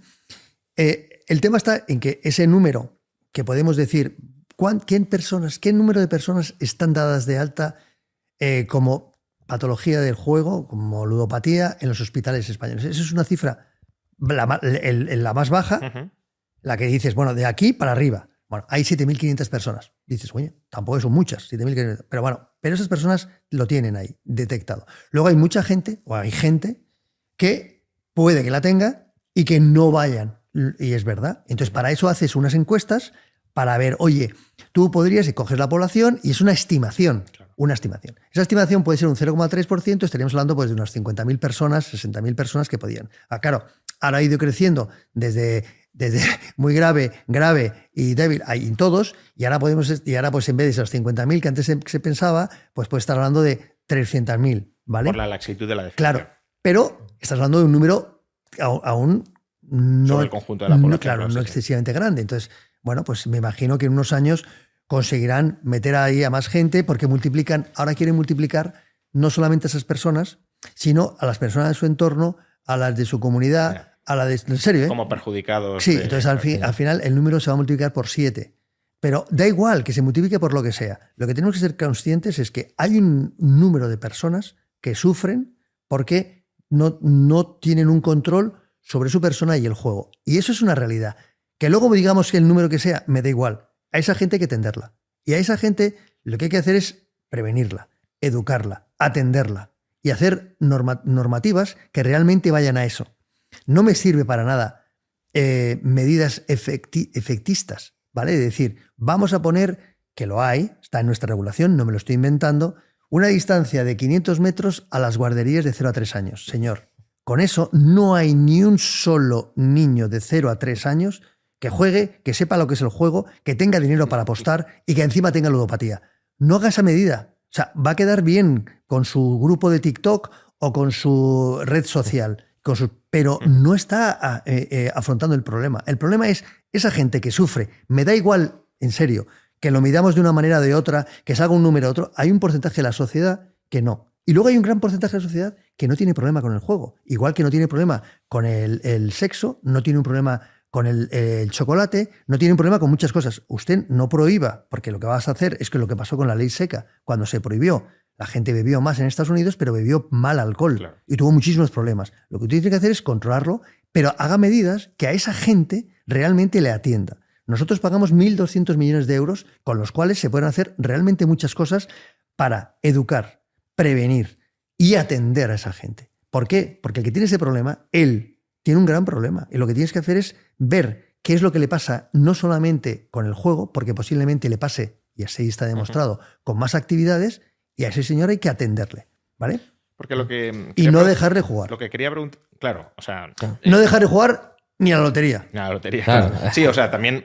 Porque a veces cuando hablamos de hay que educarle y tal, podría parecer que el mensaje es hay que educarle para que juegue. No, sí. Lo que estoy diciendo es que hay que educarle para que no pueda caer en la tentación y poner todas las medidas que impidan... Por ejemplo, para que tenga una actitud responsable con el juego, ¿no? Para que juegue... Para sí, que cuando hay gente que a lo mejor no pueda tenerla. Sí, porque... claro. Pero si de pequeño tú lo entiendes, por ejemplo, a mí, yo tengo hijos, ¿vale? Y te dicen, oye, a mí me encanta el deporte. Yo practico deporte y sé mucho de algún deporte.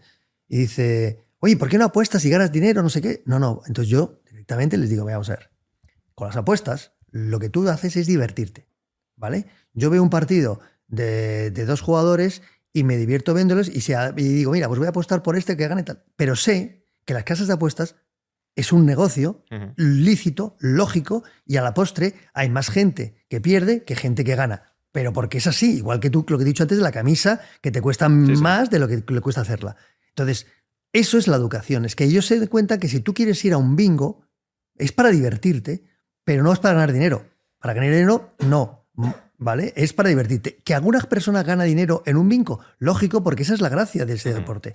Cuando tú juegas una partida de póker, hay uno que gana y 4 que pierden. ¿Vale? Eso es lo que tienes que entender. Eso es el mensaje que tienes que darle. No es la solución de tu vida. No te cojas hitos. Entonces, no mientas a la sociedad. Diles claramente de que tú vas a un lugar de juego, sea el que sea, y la mayor parte de la gente pierde, pero se lo pasa bien. Si tú tienes un problema, si tú te das cuenta que empiezas a tener una serie de reacciones raras, que necesitas jugar porque has perdido, que necesitas jugar más para recuperar, ahí es cuando tienes que tener la suficiente capacidad para ir a alguien que te ayude, porque tú no controlas esto. Lo normal es que tú vayas a un casino, te lo pases bien y no vuelvas en 2-3 semanas o en un mes. Porque lo que os quería preguntar sobre esto es, ¿la gente que tiene problemas está predispuesta a tenerlos o gente que no tiene ninguna predisposición puede llegar a tenerlos? Lo digo en el caso de las drogas, ¿no? Por ejemplo, en el caso de una droga te puedes volver adicto por el uso. A lo mejor no tienes ninguna predisposición a ser adicto, pero si abusas de ella, al final caes en la adicción. Con el juego, ¿podemos hacer alguna comparación similar? Yo podría ir regularmente a un casino porque me lo paso bien sin volverme adicto al casino, o necesariamente hay como un enganche progresivo a ello. Esto es una pregunta muy buena. Son los psiquiatras los que tienen que realmente hablar de ellos. Psicólogos y psiquiatras son las personas a las que tenemos que escuchar. Y normalmente lo que te viene a decir es que es un problema personal, pero que no quiere decir que genéticamente sea, también es de cómo en tu vida te va. Es decir, hay momentos en tu vida que tienes problemas y eres más proclive a caer en este tipo de pasiones, que son todas, ¿vale? Entonces tú tienes que tener un control sobre ellas, y entonces no es normal. Yo, por ejemplo, y tú habrás salido cuando eras joven y te has cogido un día una borrachera y no has vuelto a cogerla en 3 semanas, en un mes, en 2 meses, porque has hecho tu carrera o lo que sea, ¿vale? Entonces eso es dentro de una normalidad. Ahora, si tú todas las semanas de repente te deja tu novia, se muere tu mujer y estás un poquito más delicado, más flojo, y empiezas a beber y ya te siguiendo, pues también pasa eso. Es decir, que es por una parte genético, que seas más proclive o no, y por otra parte que cómo te va la vida. Lo que está claro es que eso, lo que te vienen a decir los psiquiatras y los psicólogos, es que hay gente que es más proclive y hay gente que lo es menos. Es el ejemplo que no es mío, el ejemplo de la silla. Es decir, la silla bueno, no todo, el 90% de la gente o el 100% de la gente, 98%, la utiliza para sentarse. Pero si yo cojo la silla y te pego en la cabeza, es un arma, ¿vale? Está mucho más en mí el uso que hago de la silla que de la silla en sí, ¿vale? El chocolate. A mí me encanta el chocolate. Entonces siempre pongo el ejemplo del chocolate. Yo controlo el chocolate. Me encanta, tomo todos los días chocolate, tomo todos los días 2 onzas para cenar. No tomo más. Bueno, somos muchos en mi familia y tengo un hermano que si abre una tableta se la tiene que acabar. No se la puede parar, ¿vale? No es mayor problema, pero yo lo que tengo claro es que si ese hermano mío va a jugar, posiblemente pueda tener un problema en algún momento de su vida, más que yo tomo todo el chocolate 1 onza porque me encanta y no sabes lo que me gusta. Yo cuando me casé con mi mujer le dije que lo único que quería en mi casa era chocolate, que hubiera diferentes, pero tomo 1 onza o 2.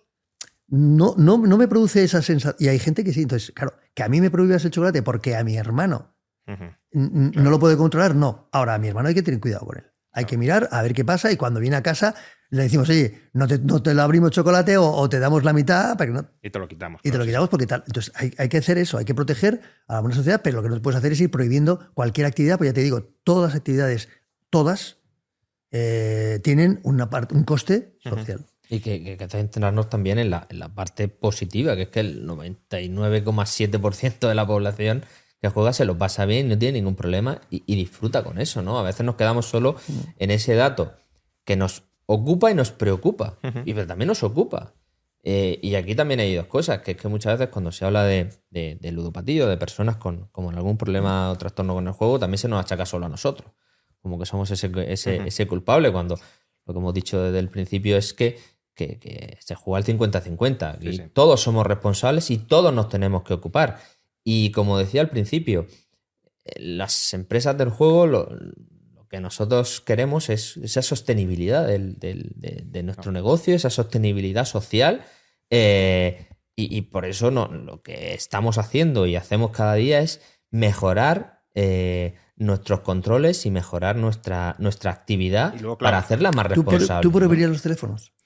Yo no prohibiría prácticamente nada, o sea que... Claro, pero lo que me refiero es, los teléfonos, Sí, sí. todos, estamos muy enganchados a los teléfonos, ¿vale?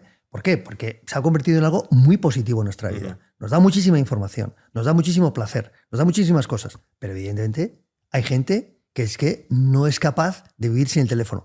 Y hay otros que sí somos capaces de vivir sin el teléfono y lo utilizamos. Bueno, pues exactamente eso. ¿Lo vas a prohibir o no? No, ten cuidado, educa a la gente, claro, que sepan tal. Y hay personas que tienen un problema con los teléfonos y tienen que desengancharse de ellos.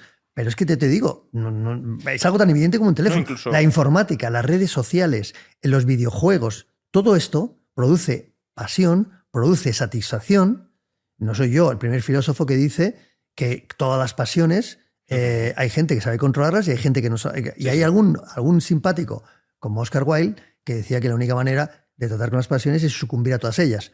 Lo decía en broma porque era Oscar Wilde y lo podía decir. No, pero su mensaje al final es este. Es decir, hay gente que sucumbe ante todas las pasiones y hay gente que no. Pero si tú quitas al mundo las pasiones, se convierte en el libro aquel negro, famoso de 1986, de Un mundo feliz, de lo que te quieras, de estos libros que están totalmente controlados por un Estado que te hace feliz, te da el, ¿cómo se llama? El SOCMA o no sé cuánto, y tal. Eso es lo que no queremos. De hecho, claro, ahora que lo mencionabais, hay incluso otros ámbitos de actividad más o menos regulados, pero no contra la ludopatía, que hasta cierto punto pueden ser muy equiparables y que desde luego no salen en estas estadísticas, como puede ser algo que yo sí conozco de cerca, incluso animo a la gente a que lo haga, la inversión bursátil. La inversión bursátil a largo plazo es una maravilla, pero claro, la inversión a muy corto plazo también desempeña un servicio de dar liquidez al mercado, pero bueno, al final es hasta cierto punto una apuesta, puede ser muy adictivo y también tiene implicaciones patrimoniales muy claras. Te puedes arruinar y pierdes y dices, no, pero tengo que recuperar lo que he perdido redoblando la apuesta. Incluso hay mecanismos de apalancamiento muy potentes que en el juego privado no están disponibles. No es que préstame para apostar 100 veces lo que gano. No. Entonces, claro, en el ámbito bursátil esto sí se puede hacer. Y hay gente que tiene problemas con ello, pero sería una barbaridad prohibir el acceso a la bolsa por ello, ¿no?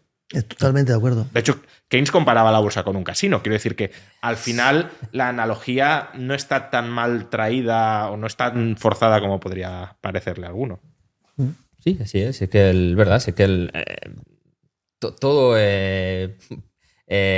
cualquier actividad, como decías, pues implica su riesgo, ¿no? Sí, lo que pasa es que hay actividades... Sí, la bolsa se pero parece la bastante. bolsa se parece mucho claro, a nosotros porque al final son apuestas a futuro, apuestas que... Y tiene una cosa que es muy buena y es, o sea, que está muy bien traído porque produce algo que al Homo sapiens nos ha diferenciado del resto de los animales. Y eso está en el Homo ludens clarísimamente. Esa... disfrute del riesgo está dentro del Homo sapiens, está totalmente dentro. Nos pusimos de pie cuando íbamos a 4 patas, ¿vale? Nos pusimos de pie y eso ya es una decisión arriesgada. Dolor lumbar, yo tengo 3 hernias lumbares por aquel tío de Homo sapiens que se levantó. Pues yo tengo 3 hernias discales, pero si no hubiéramos hecho eso no hubiéramos podido ganar. Muchísimas cosas nos arriesgan. El tema bursátil es muy parecido, pero subir el Himalaya, ¿por qué subimos el Himalaya? Porque nos gusta el riesgo. Nos gusta el riesgo. Y tiene una satisfacción, tiene un beneficio y luego tiene un coste. ¿Cuánta gente muere subiendo el Himalaya? Sí. ¿Entiendes? Entonces, si solamente te fijas en el coste, vas a prohibir subir el Himalaya. Pero luego la bolsa lo vas a prohibir. Vas a prohibir un montón de cosas que en el fondo, si estamos en este mundo que hemos creado de la sociedad social, occidental, que viene desde la Grecia, ¿vale? Con democracias, con capitalismo, como lo quieras llamar, da igual la sociedad que estamos teniendo, pues tienes que permitir que haya gente, lo siento, que se meta en bolsa y pierda. Claro. Tienes que permitirlo. Si tú te pones como papá Estado a prohibir que la gente pierda dinero en bolsa, te estás cargando todo lo que se ha creado desde la época de los griegos y anterior a ellos, ¿vale? Toda nuestra civilización está basada en eso. Tú te puedes arriesgar, te puede salir bien o te puede salir mal. Y evidentemente tenemos que, como sociedad, proteger a la gente que tiene un problema con eso. Si tú te metes en bolsa y piensas que vas a ganar siempre, no has entendido de qué va esto. Si sabes que puedes perder, lo has entendido. Lo mismo pasa con el juego. Pero estabas hablando de proteger a las personas vulnerables que tengan cierta predisposición a volverse adictas o que no sepan interactuar responsablemente con, en este caso, el ámbito del juego, pero también podría ser el ámbito bursátil. Y hay un colectivo que claramente entra, que es muy numeroso y que claramente entra aquí, y en el que se han enfocado muchísimo las campañas antijuego durante los últimos 10 años, ¿no? Incluso durante la crisis económica, pues escuchábamos, me estoy refiriendo al colectivo de los menores de edad, sí, o de mayores de edad, pero 18, 19 años. Escuchábamos durante la crisis económica, 2014-2015, la tasa de paro infantil supera el 50, el 60%, los jóvenes no tienen ningún tipo de oportunidad y en la desesperación se van a los salones de juego a jugar, a apostar lo poco que tienen para tener una esperanza de salir adelante, y eso los vuelve adictos. Primero, ¿qué hay de verdad en todo esto, en este relato, que es un relato político y que podría parecer verosímil, al menos en algunos elementos? ¿Qué hay de verdad en ello? Y segundo, ¿cuál es vuestra actitud como parte del negocio del juego respecto a los menores o mayores de edad, pero todavía a lo mejor no... Contra los menores, cero. Tienen prohibido el juego. ¿Y os parece bien que lo tengan prohibido? Sí, sí. La sociedad ha dicho que hasta los 18 años no se puede jugar y nosotros lo defendemos. Es decir, está claro y hay que hacerlo. Si ves los datos, me refiero en España, hay una policía del juego, la puedes llamar como quieras llamarla, pero es una policía del juego, que todas las comunidades autónomas lo tienen y que solamente se dedican a que se cumpla que no hay menores en el juego. Los datos son tremendamente satisfactorios. Muy poquitos casos de menores en locales de juego, muy poquitos. Luego haces estas encuestas y te das cuenta que hay más menores que juegan, pero es como te decía antes, hay que diferenciar si juegan juego legal o juego ilegal. Nosotros estamos hablando del juego legal. Hay que ver si están jugando en juego público o juego privado. Nosotros estamos hablando del juego privado, no del público. Pero lo que sí que es cierto es que si está prohibido para los menores, no pueden entrar menores. Y en eso hay que poner toda nuestra influencia. Ahora, a partir de los 18 años, si nosotros estamos diciendo que ya se puede jugar, lo que no puedes hacer es este moralismo que se está haciendo ahora, es, oye, ¿qué quieres que jueguen? Que los menores jueguen al ajedrez. A mí me encanta el ajedrez. Bueno, yo tengo 3 hijos, uno juega al ajedrez, los otros 2 no juegan. No les puedo obligar a que jueguen al ajedrez. Es ridículo. Es ridículo. Yo les he puesto, ellos me han visto ir a jugar al ajedrez y han jugado al ajedrez y luego unos han divertido y otros no. El menor te va a jugar, no, el menor no puede jugar al juego. El menor te va a jugar a cualquier tipo de actividad que le guste. Me refiero, videojuego, lo que le apetezca. A mí me gustaba el ping-pong, me gustaba el billar. A mí me gustaba el billar. Y yo me acuerdo que cuando yo entraba en sitios a jugar al billar, digo siendo menor, a jugar al billar, había gente que pensaba, este chaval se va... Bueno, yo juego al billar muy bien y soy ingeniero, ¿vale? No tuve ningún problema. Cuando ya te haces mayor de edad, tú puedes ya elegir dónde puedes jugar. Y por mucho que tú quieras dirigir a una persona de 18, 19, él va a hacer lo que le apetezca. Yo este relato lo digo porque en mi casa de repente hubo un problema, no un problema, una discusión, no, una reflexión entre mi mujer y yo, porque pues los niños empezaron a jugar pues a los videojuegos y tal, y entonces, oye, ¿no están jugando mucho tiempo y tal? Y dije, espera un momento, ¿están sacando buenas notas? Sí. ¿Hacen deporte? Sí. Los fines de semana se ponen a jugar entre ellos. Sí. ¿Qué problema hay? Yo jugaba a fútbol, yo jugaba a tal, ellos hacen esto. Bien. ¿Sabes lo que le dije? Es verdad, ¿eh? Sube con ellos, porque estaba arriba la televisión, y juega con ellos. Juega con ellos. Y si tú te diviertes, si tú ves que lo están haciendo bien, que siguen normal, no pasa nada. O sea, no le cojas un odio al videojuego desconocido. Si no tienen una vida disfuncional que puedas vincular con eso. Claro, siguen estudiando, siguen durmiendo, siguen tal, sí. ¿Cuánto juegan? Mucho o un poco. Tal. Se lo pasan bien, pero no le cojas, no le digas... ¿Y qué pasó? Que jugaron un tiempo y luego lo dejaron. Y no pasó nada, no hubo ninguna crisis. Lo que no podemos hacer es intentar dirigir no, es que el joven de 18, 19 va a hacer juego saludable. ¿Y cuál es el juego saludable?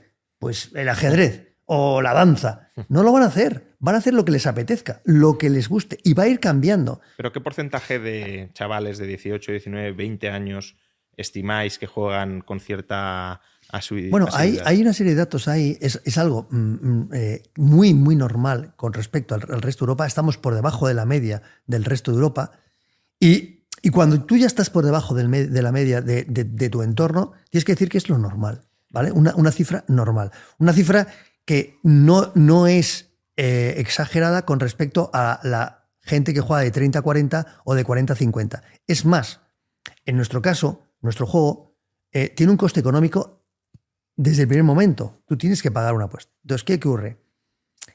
¿Quiénes son los clientes normales de restaurantes? La gente de 30, 50, 60. ¿Por qué? Porque tiene un dinero tal. Mi hijo, que tiene 19 años, yo le doy 20 pavos, 30 pavos para que se juegue, para que salga por la noche, viva su vida al mes, o 50. Me va pidiendo y le voy dando dinero. Tiene ya una cosa, o ya tiene una cortapisa. O sea, esa es la realidad. Si no tienes ingresos propios. Exacto, claro, exacto. Aquí hay una cosa, y es que en España, por darte el dato, la primera apuesta o el inicio, ¿no?, de alguien son los 23 años y medio. O sea, en el 18, como te decía muy bien Alejandro. ¿Por qué? Porque necesitas cierto poder adquisitivo, necesitas una renta, porque además nosotros... O sea, incluso superaríamos la mayoría de edad reforzada en otros países. Reforzadísima. De los 21, ¿no? Claro. Pero es que además, porque tiene su lógica, como muy bien te decía Alejandro, ¿no? Al final nosotros lo que nos dedicamos es a ese sobrante, a esa liquidez, a ese dinero que la gente destina a ocio, pues nosotros vamos a ese porcentaje, ¿no? De lo que la gente destina, ¿no? A pasárselo bien.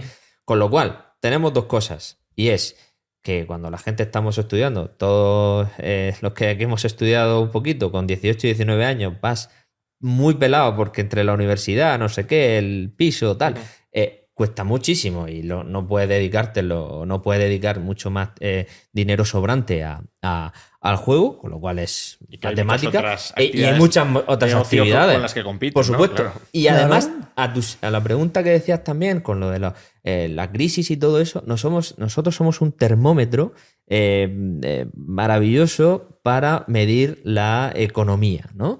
Cuando uno empieza a tener falta de liquidez, tú empiezas a quitarte gastos superfluos. Profesor de tenis, lo quitas. Claro. Y nosotros somos uno de ellos. Tú te quitas el cine, te quitas las salidas a comer, te quitas el juego y te quitas ciertas cosas. Con lo cual, aquí quiero romper un gran mito, y es que eso que la gente cuando hay necesidad o tienes, o eres pobre Pero estás hablando del juego privado. Juego privado, siempre juego privado. Sí que es cierto, y perdona, no estoy queriendo atacar a nadie, pero sí es cierto que los estudios con el juego público no ocurre lo siguiente. Cuando hubo la gran crisis económica nuestra y cuando la gente se quita nuestro juego, caímos un 35%, un 45%, fuimos cayendo, el juego público cayó un 11%. ¿Por qué? Porque la partida de juego público, cuando tú haces la partida, es un coste pequeño. Estás hablando de que te puede costar 2 euros, 3 euros, lo que tú quieras jugarte a este tipo de cosas. Y la oferta que te hacen económica es gigantesca. Entonces, nuestro cliente es un cliente medio de 35 o 45 años, es nuestro cliente realmente, con una estabilidad económica clase media, pero ese no es el del... Tú estás hablando de nuestro cliente. Sí, yo pero el público no. El público, tú puedes tener... Casi todo, ¿no? Tú no prescindes, tú estás pasándolo muy mal económicamente, pero tienes 2 euros, ¿y qué te vas a ir? ¿A un bingo? ¿A jugarte un cartón, que es lo que te cuesta 2 euros y que no te va a tocar? ¿O esos 2 euros lo echas en el Euromillones, que te van a tocar 165 millones? Pues vas ahí. No lo estoy criticando, lo que digo es que son dos conceptos diferentes. Entonces, sí que nosotros caemos clarísimamente cuando cae la economía. El otro juego cae, pero mucho menos, y luego la gente que nos juega a nosotros, evidentemente es gente que tiene una estabilidad y se lo puede permitir, y el chaval joven a nosotros no es nuestro cliente. Realmente, no quiere decir que no vengan, pero no es un buen cliente. Un buen cliente es un tío, yo soy un buen cliente para un restaurante, perdona, yo soy un buen cliente para un restaurante, mis hijos no. Mis hijos les invito yo a cenar, pero ellos no, se irían a otro sitio. ¿No es así? Es eso, ¿no? Por eso te decía que la pregunta, ¿no? Oye, que hay un gran mito, ¿no? Que cuando los barrios pobres o la gente en crisis se dedica más al juego. No es verdad. No es verdad. Dejan de jugar. Rotundamente no es verdad. juegan muchísimo más porque te genera esa ilusión donde se te van a quitar todos tus problemas. ¿Quién te va a quitar todos tus problemas? ¿Una máquina en un bar? ¿O Euromillones? ¿O un jackpot de no sé qué?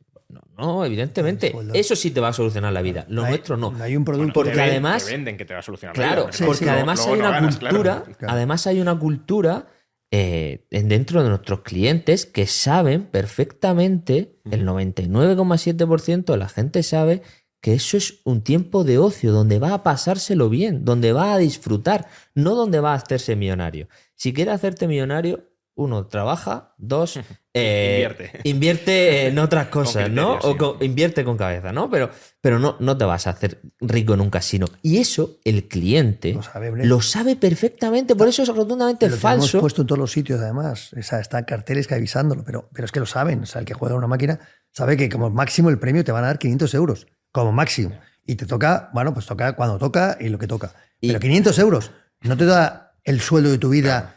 40 años, tal, no, te da 500 euros. Y eso sabes que no vas a ser rico. Y encima te cuesta un dinero. Y cuando vas a un casino te cuesta un dinero la entrada, el empezar a jugar, todo esto te cuesta dinero, lo sabes. Pero es que además te voy a dar una anécdota que es maravillosa. La única vez que yo he visto una campaña real para captar el cliente de 18 a 25 años fue Lotería y Apuestas del Estado, que usó dinero público para sacar un concurso a una agencia para atraer a la quiniela a los jugadores, específicamente, y eso está en el BOE, de 18 a 25 años.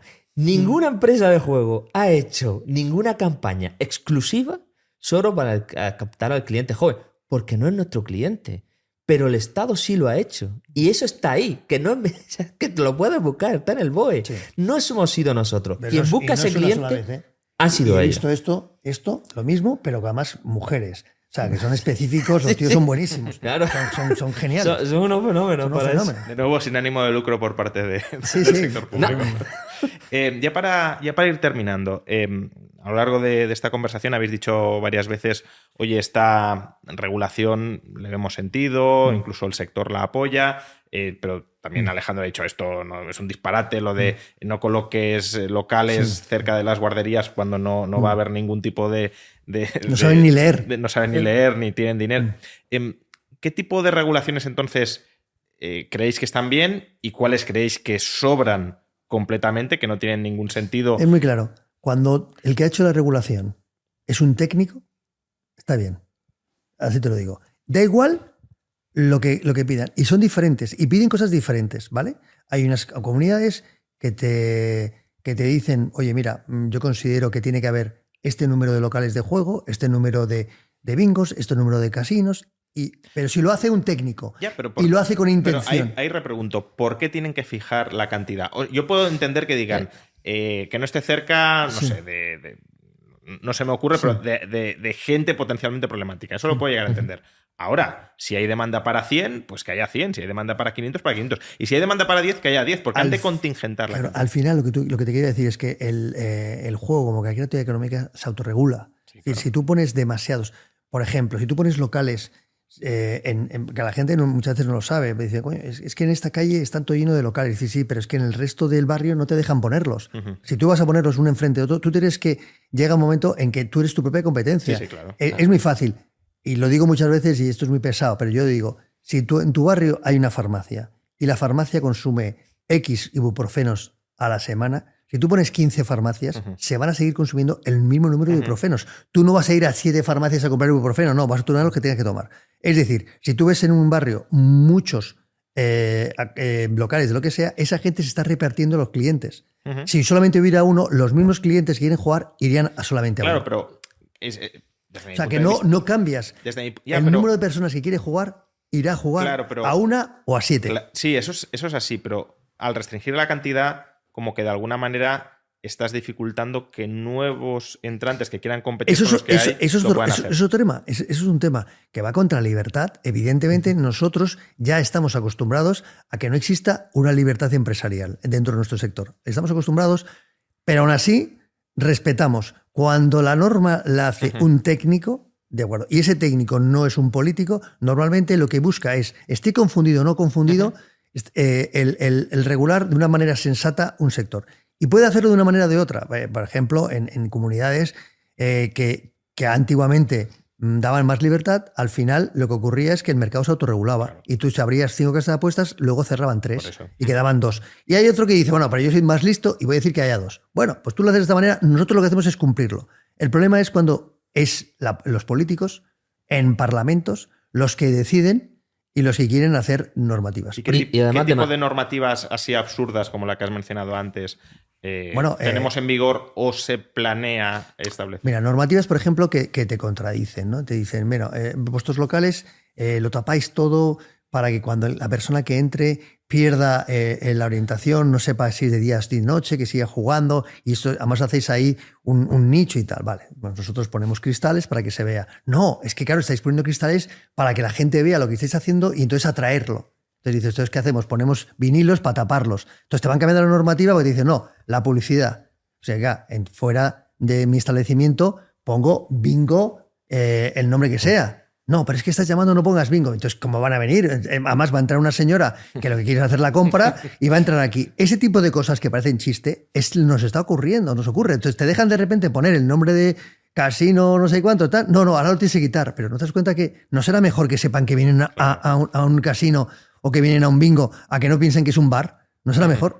¿No será mejor que se vea lo que está pasando aquí? Porque al verse lo que está pasando aquí, vas a naturalizarlo. Y si ves aquí a un menor, Exacto. tú vas a denunciarlo. ¿No será mejor? No, tápalo todo. Bueno, pero oye, que es que si lo tapo todo, al final sepáralo de las ciudades, por ejemplo. Eso es un error tremendo. O sea, ponlo en las afueras, en sitios. No está en el centro. Y salió gente que no tiene nada que ver con nosotros, un criminólogo en Extremadura, que pusieron una distancia y ¿por qué habéis puesto estas distancias? Les preguntó. Era una persona de la Universidad de Extremadura, profesor, y dijo, no, pues hemos puesto 300 metros como podíamos haber puesto 500, porque tal, pensamos que es bueno, ¿para qué tal? Y entonces el tío hizo un estudio y dice, pero vamos a ver, si tú lo pones en el centro de la ciudad, está protegido por la familia, está protegido por los curas, está protegido por la señora que es una que venía para allá, está protegido por la policía. Todo el mundo está protegiendo. Entonces, si tú ves entrar lo vigila más gente. Claro, ves que entra un menor con una mochila, lo vas a decir. Pero es que además la policía puede llegar antes. Si tú quieres que se ocurra un delito, ponlo en mitad de la jungla, sí, que ahí nadie lo va a ver. Pues ese tipo de cosas, no, hay que ponerlos ideas geniales en polígonos industriales. Pero ahí va a ser más fácil que haya ilegalidades. Centros de criminalidad. Bueno, Claro, no hagas eso. Es decir, pero entonces, ese tipo de medidas que decir, no seas chapuzas. Hacer cosas que tengan sentido, pero no te dejes llevar por un mensaje ideológico. Hazlo por un criterio realmente que sea bueno para la sociedad. Y ese es el que las ves, no te voy a decir, las ves lleno de cosas que son ridículas, que dices... Acuérdate, Alejandro, de la exalcaldesa de Barcelona, que montó una performance maravillosa, con una norma, un pleno, tal, ministro, todo, para que no se pusieran más salones de apuestas. Más apuestas en casas de apuestas en Cataluña. En Cataluña. Porque en Barcelona, porque habían crecido enormemente, ¿no? Desde el año 99 no se puede poner un salón de juego en Cataluña. Desde 2003. Pero es que además no hay casas de apuestas. Porque como del 2003-2005 en toda la comunidad catalana está prohibido, está contingentado, es una de las comunidades que está contingentado, había un número y no puede haber más. Pero es que como salieron las casas de apuestas más tarde que eso, no hay ninguna casa de apuestas en Cataluña. Claro. Cero. Entonces a mí me llamaron de TV3 para ir allí, me ponen una cámara y me ¿qué dices? Y digo, pues mira, pues que digo que es ridículo.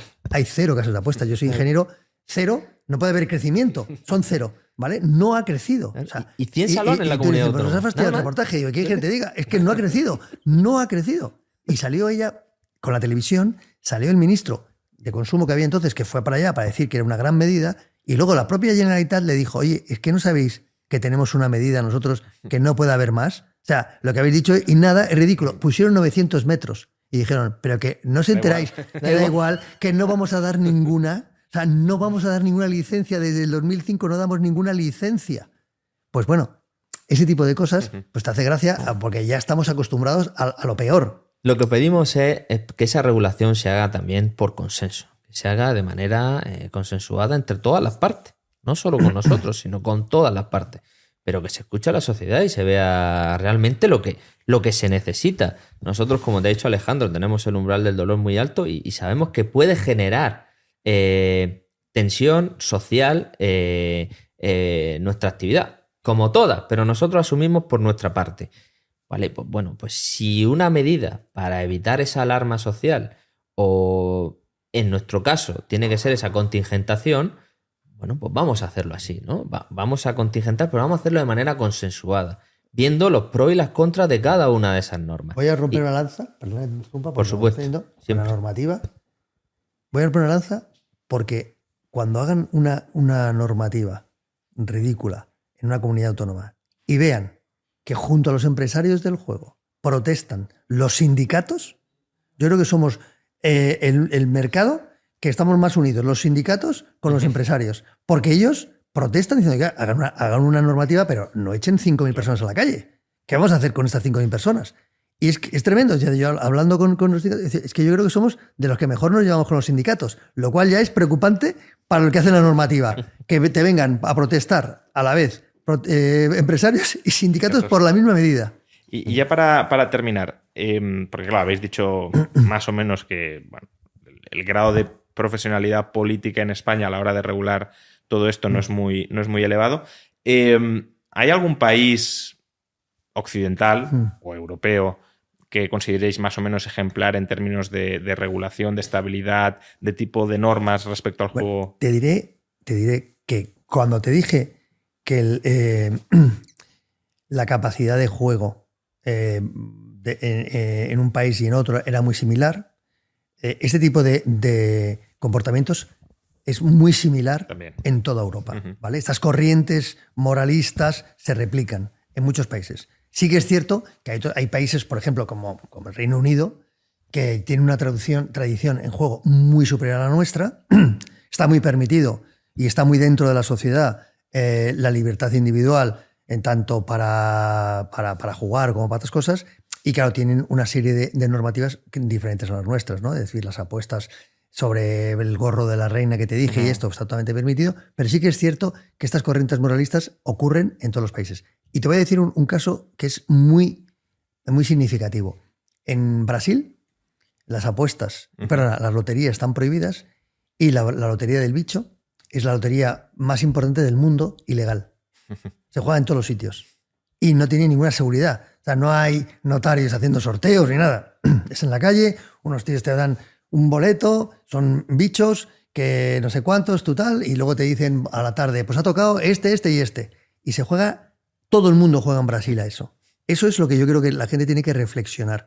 ¿Queremos la lotería del bicho o queremos un juego regulado, un juego controlado, que es como cualquier otro país occidental que lo está haciendo? Entonces, eso es un poco los dos extremos, ¿no? Es decir, en Brasil prohíben y no se dan cuenta que tiene la lotería más importante de 125 años de lotería ilegal. Es tremendo. 125 años. ¿Eh? Es una tradición. Bueno, pero es un tipo de hipocresía con un cierto paralelismo a la hipocresía del juego público, juego privado. Sí, aquí, ¿no? Lo prohibo, pero luego lo permito y juega la gente y seguro que... Pero yo digo que está prohibido y aquí pues persigo el juego privado porque digo que es muy malo, pero luego tengo una empresa de juego público y lo promuevo. O me encanta cuando los dejo funcionar por un afán recaudatorio, como hacemos, y de autoempleo y de oportunidad, porque es que al final también somos un motor y una actividad económica.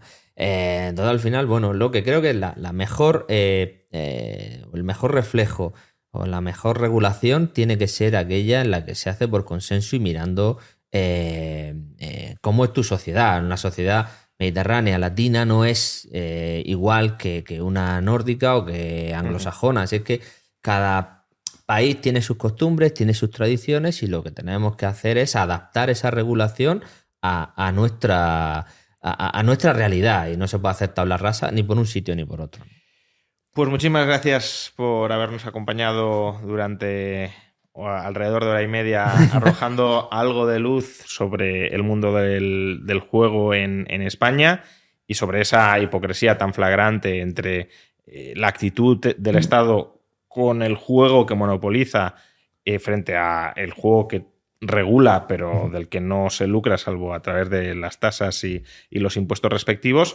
Y bueno, pues espero que la gente, teniendo ya esa visión de qué sucede con el juego público y con el privado, reflexione sobre si tiene algún sentido o simplemente es, pues como en tantas otras ocasiones, un ejercicio de cierta manipulación estatal para arrimar el asco a su sardina. Muchas gracias, de verdad. Gracias por darnos la oportunidad, por ponernos este altavoz que para nosotros es muy, muy importante, como dices, para que la gente abrir ese debate y que la gente reflexione de manera libre de toda la información. Muchísimas gracias por tu podcast. La verdad que nos ayuda muchísimo a muchísimos de nosotros a hacernos esos planteamientos, a buscar la realidad por nosotros mismos, la verdad por nosotros mismos. Y nada, te animo a que sigas así y de verdad, muchísimas gracias por esta oportunidad. Lo dicho, muchas gracias. Y a todos vosotros también, muchas gracias por acompañarnos en esta conversación. Nos vemos en un próximo podcast.